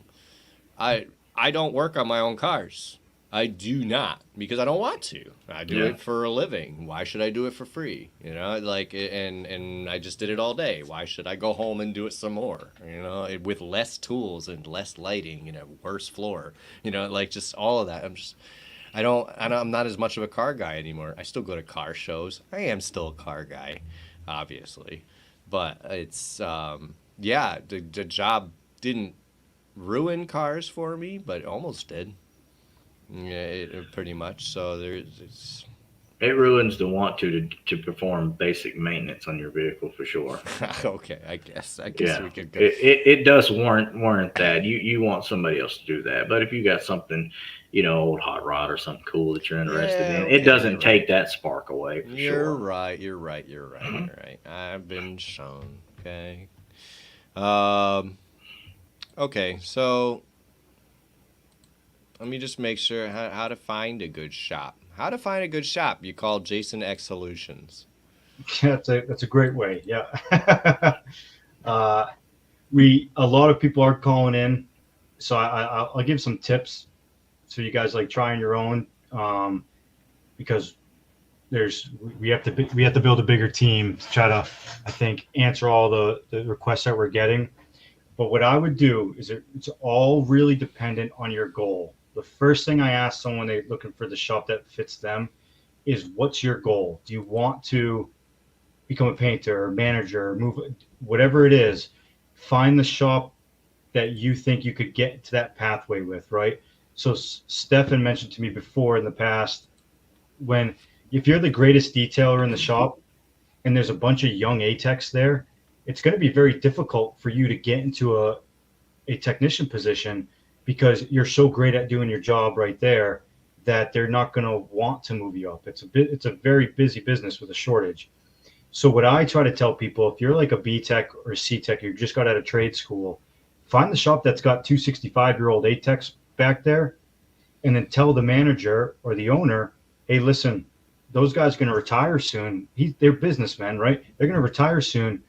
Put a lot into training me. I won't leave you. I'll even sign a piece of paper. Whatever you need to do, show your loyalty in that sense. But be smart on your own. Don't expect anyone else to give it to you, and navigate the human nature in the future a little bit by looking at what that shop has to offer in the direction you want to get into. So if you want to be a manager or an owner, you can't go to an independent shop with a 45-year-old family-owned shop where he's going to have a son or daughter that's going to take it over too. You'll never get into that position. Right. And you'll just be butthurt that you never got the growth opportunity there, and this industry sucks, and you're going to go somewhere else because bad culture. So Yep. a lot of it does rely on you. If you reach out to me, I will give you some advice on the direction you want to go. I may not be able to make the calls for you at this moment, but we'll all help as much as we can. Yeah. Nice. Yeah, There you go. any guidance is good guidance. I mean, in this industry, there's no guidance. So for somebody to just get some advice from you, I'm sure it's priceless. So. We appreciate that. Well, we appreciate you helping the industry. Honestly, it's scary out there. Not to discourage anybody, but yeah. I mean, so I go as an experienced technician, and I love interviews. I do, because I know I'm good, So I go into an interview, strutting. It's you have to sell me your shop. Convince me to come here. This is a technician's market. And if I walk into an interview and all they want to do is grill me, my numbers and my this and this and this and this, and so when they have my resume out in front of them that shows I've been doing the work for 15 years at reputable shops for long periods of time, I'm just going to, I'm not going to walk out. I'm going to be polite, but I'm already in my head going, when can I get out of here? No, you need to sell me your shop. Tell me why I should come here. I mean, ask me the question, why are you leaving your shop? And I give the same answer every time, and I shouldn't say this and whatever. Still going to say it, it's advice. I'm not leaving my shop. I just see there's an opportunity, and I'm looking to see if it's a good opportunity for me. Everything's great where I am. If you tell them, oh, my manager's an asshole, and then you go, oh, this guy wants to move, So all we have to do is just like lateral, No. I want you to be begging me to come. That's where I want to work. That's how I find a good shop, and more times than not, that's proven to be right. Yeah, because they know the value of you. Yeah. Right. I mean, just sell me the shop and back it up. Like I'm going to look around in the shop. You tell me you reinvest, so I'm going to look, see what kind of equipment you have, like up to date stuff. If you have the latest, like they just, Auto Body Clean just bought those glue pullings with training. See if you got stuff around there. That's the latest stuff now. People are putting that in. Yeah. Carlos, thanks for coming in, man. Yeah, man. You've been here since the beginning, and we're going 2 hours long. I appreciate it. That's crazy, isn't it? Here's a real one right there. Has it been 2 hours? Huh? I don't look for interviews, Aiden. They look for me. Yeah. When they contact me, I almost always respond. I almost always go and check it out. You want me to work for you? Well, show me what you got. I've turned down 10 times more jobs than I've taken. Yeah. Um, Better It have is GPR. Yeah, it's your market right now. If you're a skilled technician and stuff, it is your market. Better have better have GPR. Yeah, so that's what auto appearance says.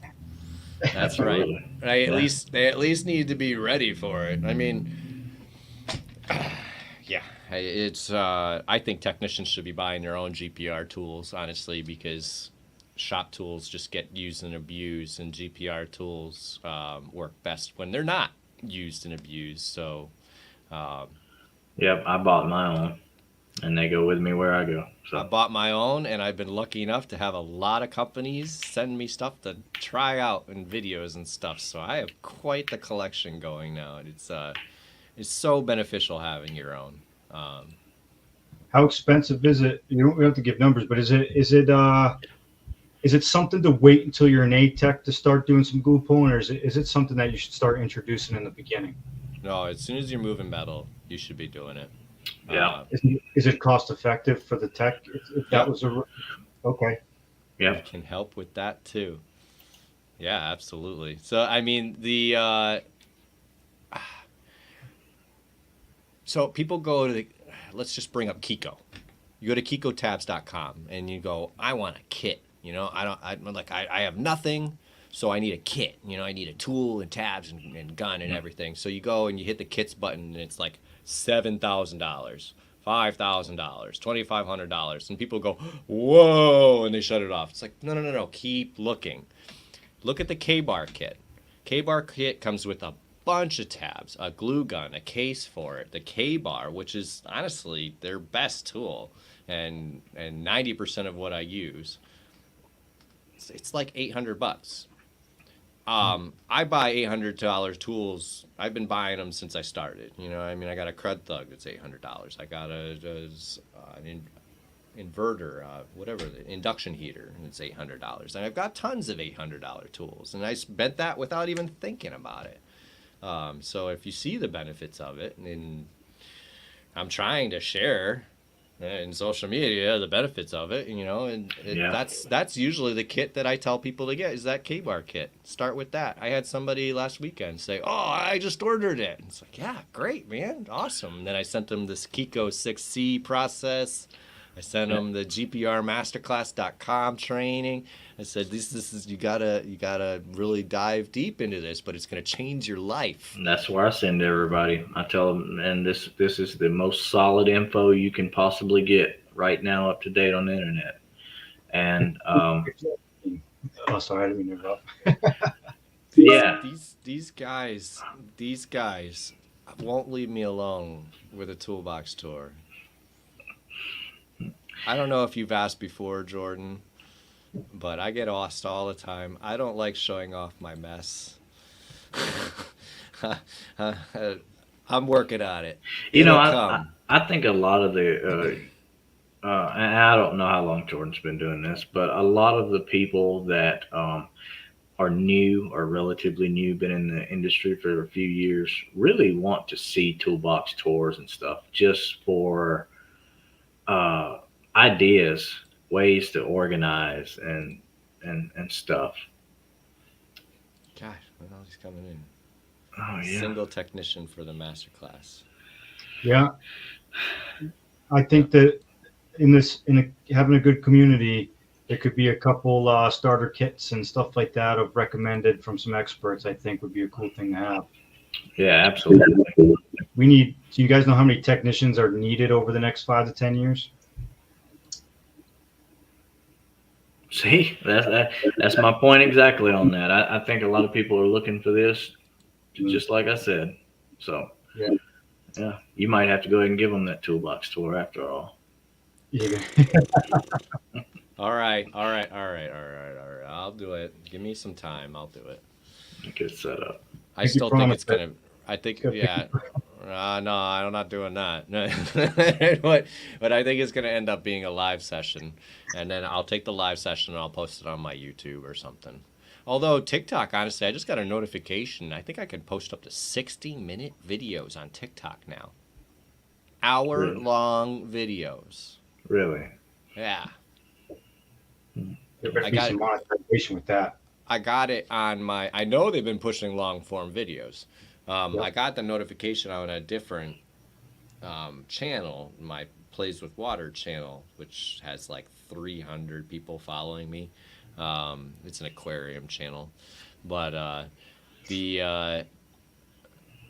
don't know if that one got the notification for 60-minute videos. I must have gotten it on U-Break I Fix. I just didn't see it because I get way too many. I'll put it up on a banner. How do you spell collision? Collison. Sorry. A dip going in after that comment. Oh man. I keep that now. My big fat fingers. I might have still spelled it wrong. It's 2 L's, right? Yeah. All right, Jesus. That's it. That's Nick's social media. Definitely go follow. It's on Instagram, Facebook, and TikTok too. So. Hey, Mopar, if you're watching, ask a question for these guys. I know, so there's someone near. I don't know if he's watching right now though, but he sent me a message earlier asking a question that you guys could probably answer pretty well. So if you're on here, bud, put that question.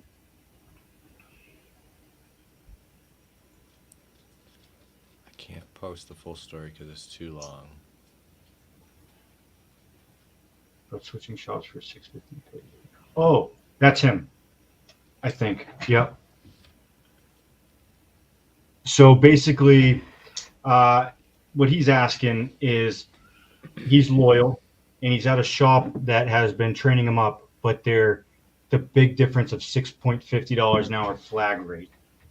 Another shop's offering him. So he's wondering, hey, morally, does he stick around because he's received his training from this place? They're good. Or do you jump for such a big pay raise like that? What do you guys think? Jump. Dude, if you died tomorrow, where you are is going to put out an ad the next day to hire somebody. I mean, you be loyal, do your time, 3 to 5 years or more.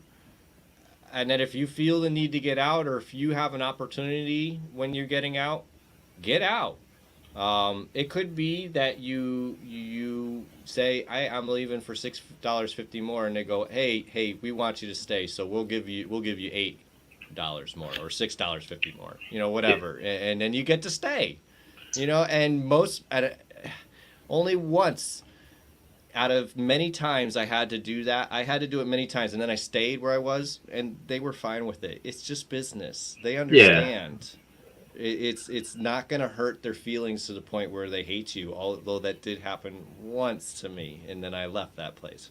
So it's one of my shop owners did get a little weirded out that I won, and then he treated me even worse. But and then you deal with that when that comes. But usually that's not what happens. Usually they understand.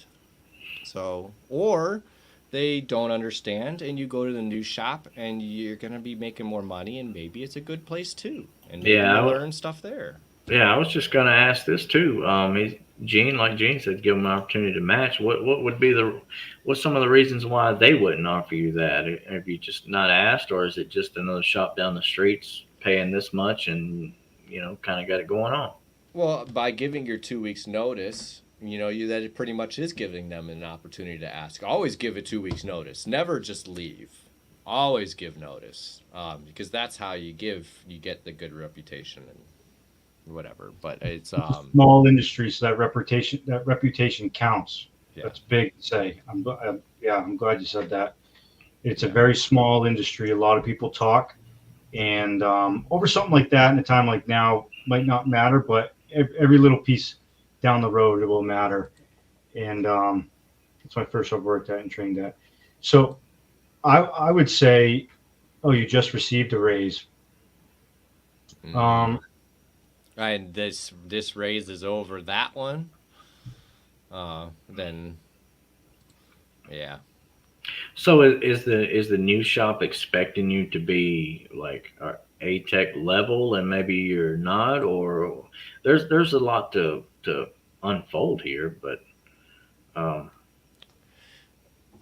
in that same respect, I also think that if somebody's at B Tech level and the new shop wants, A Tech level, you shouldn't lie, but you should push yourself out of your comfort zone.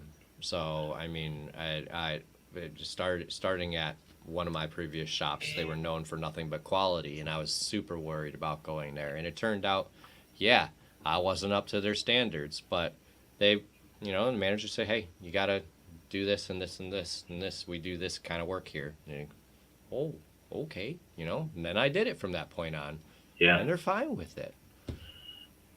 Yeah, just make sure you have all that type of stuff ready to go in case, if the new shop they might have more strict rules. They might have things that you don't know. So just keep all that in mind before you just run and take a new job. And also give the other guys, even though they just gave you a raise, there's still always an opportunity for them to go higher. Right. I don't know all the ins and outs on your specific story, but if you like the shop, I would at least ask them something, give them a talk, have a conversation with them. Yeah. For the most part, what I've seen is that, if it's a good place to work where you're leaving and you really do have a good opportunity, they'll just be happy for you. Yeah. Because if they're mad, then honestly, I wouldn't want to stay there anyway, because that means they're petty. Mm-hmm. Or not. I guess, you spend that much money training somebody. I guess that's not petty, but they should be happy for you. If they can't offer you what you're being offered, they should be happy for you. And then yeah. That's where I'm going to leave that. They know I'm a newer tech, only been in for 4 years. I'm used to doing medium hits, but I've done a few large hits too. So you're ready to be pushed out of your comfort zone, bro. Yeah, absolutely. Go I love take hearing that. take that $25 an hour job. Honestly, go take it and just take whatever they give you. And if you have questions, if you run into something that's out of your zone, go to another tech and just get an opinion. And then continue. Just do it. Fail, learn, move on. Fail, learn, move on. Yeah. Succeed, move, learn on. I messed that all up. Move, learn on. But yeah. Yeah, I've said that a lot. Failing forward. This is what this career is all about. Is taking those fail points and turning them into success stories. So, thanks for hanging out, Russ. Yeah, thanks, Russ. Okay. We've gone 2 hours now. I think we got to do our tool review, Nick. All right. A lot of these newer techs should enjoy a good tool review. This means they won't see toolbox tours and stuff. Oh man, just rubbing the dirt in there. Yeah. So I got my Dent Slayer banner behind me. I've had this AR9 cold glue slide hammer for quite a few weeks now, and I have to tell you, this thing is, just from the start, it's just gorgeous. The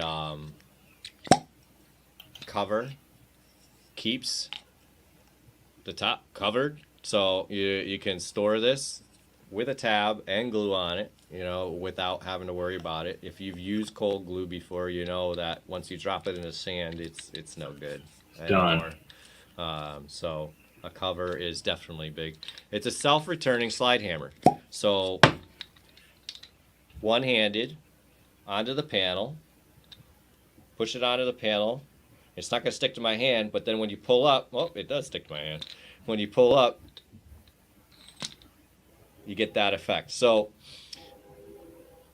the ease of it is just beyond anything. So I have quite a few. I have 4 cold glue slide hammers now. This thing blows them all away. 4 cold glue slide hammers. Oh, actually, no. Sorry, I'm down to 3. I actually did sell one. I don't sell tools, but I looked at it and I said, I have 4 cold glue slide hammers. I'm gonna get rid of one. So I sold one to a coworker. So I did get rid of one. But this thing is just the bee's knees. If you get it with the tabs, has this small tab. I still have one without glue on it, so that's pretty much what his tabs look like. Without the glue. And so this is the medium, that's the small that's on there right now, and that's the big, and then there's this longer one. And a nice little tray, threaded tray. These are threaded tabs. So I don't know if there are other slide hammers that use threads. None of mine did. Not 3/8 threads. So Yeah.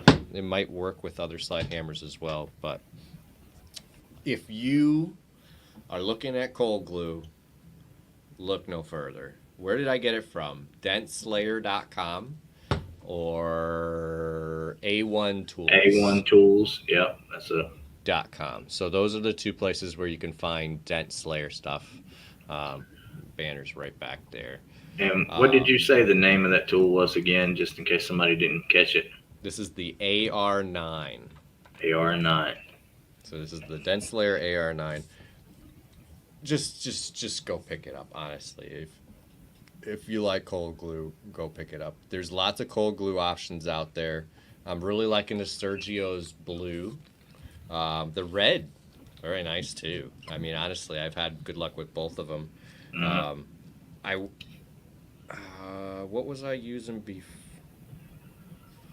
Oh, the VIP. I saw good videos of the VIP glue. I have not used it yet. That's brand new stuff. I want to try that stuff out. Did you buy some of that? Who was it that bought some? No, I didn't. I bought the blue Sergio's. We used the Dead Dent Tools, and there was another one. Dead Dent Tools, yep. Yeah, we had Dead Dent Tools, and I can't remember the name of the other one that we used, but the one I'm currently using now is the blue Sergio's cold glue. Let me play the video I have of. I have learned to use cold glue a little bit better since this video, so if you notice that it's popping off, but it did work, so I'm gonna play the video.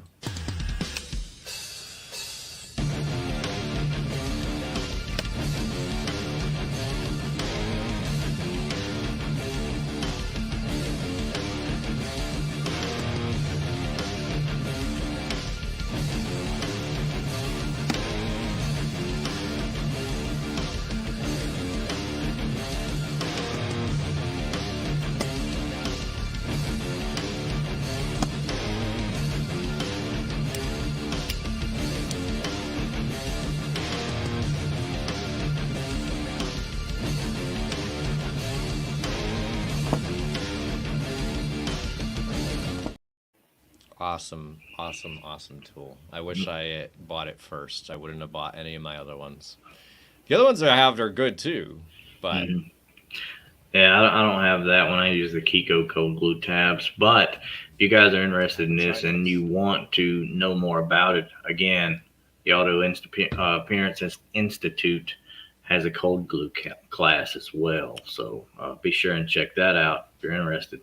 And if you do the Anson in-person training on Thursday, you get that cold glue class for free. Right? I think so. Hold on. I'm bringing it up. Let's bring it up. Make sure. I don't want to tell somebody something that's not true. Bringing it up right now. Present. Share screen. Window. Share.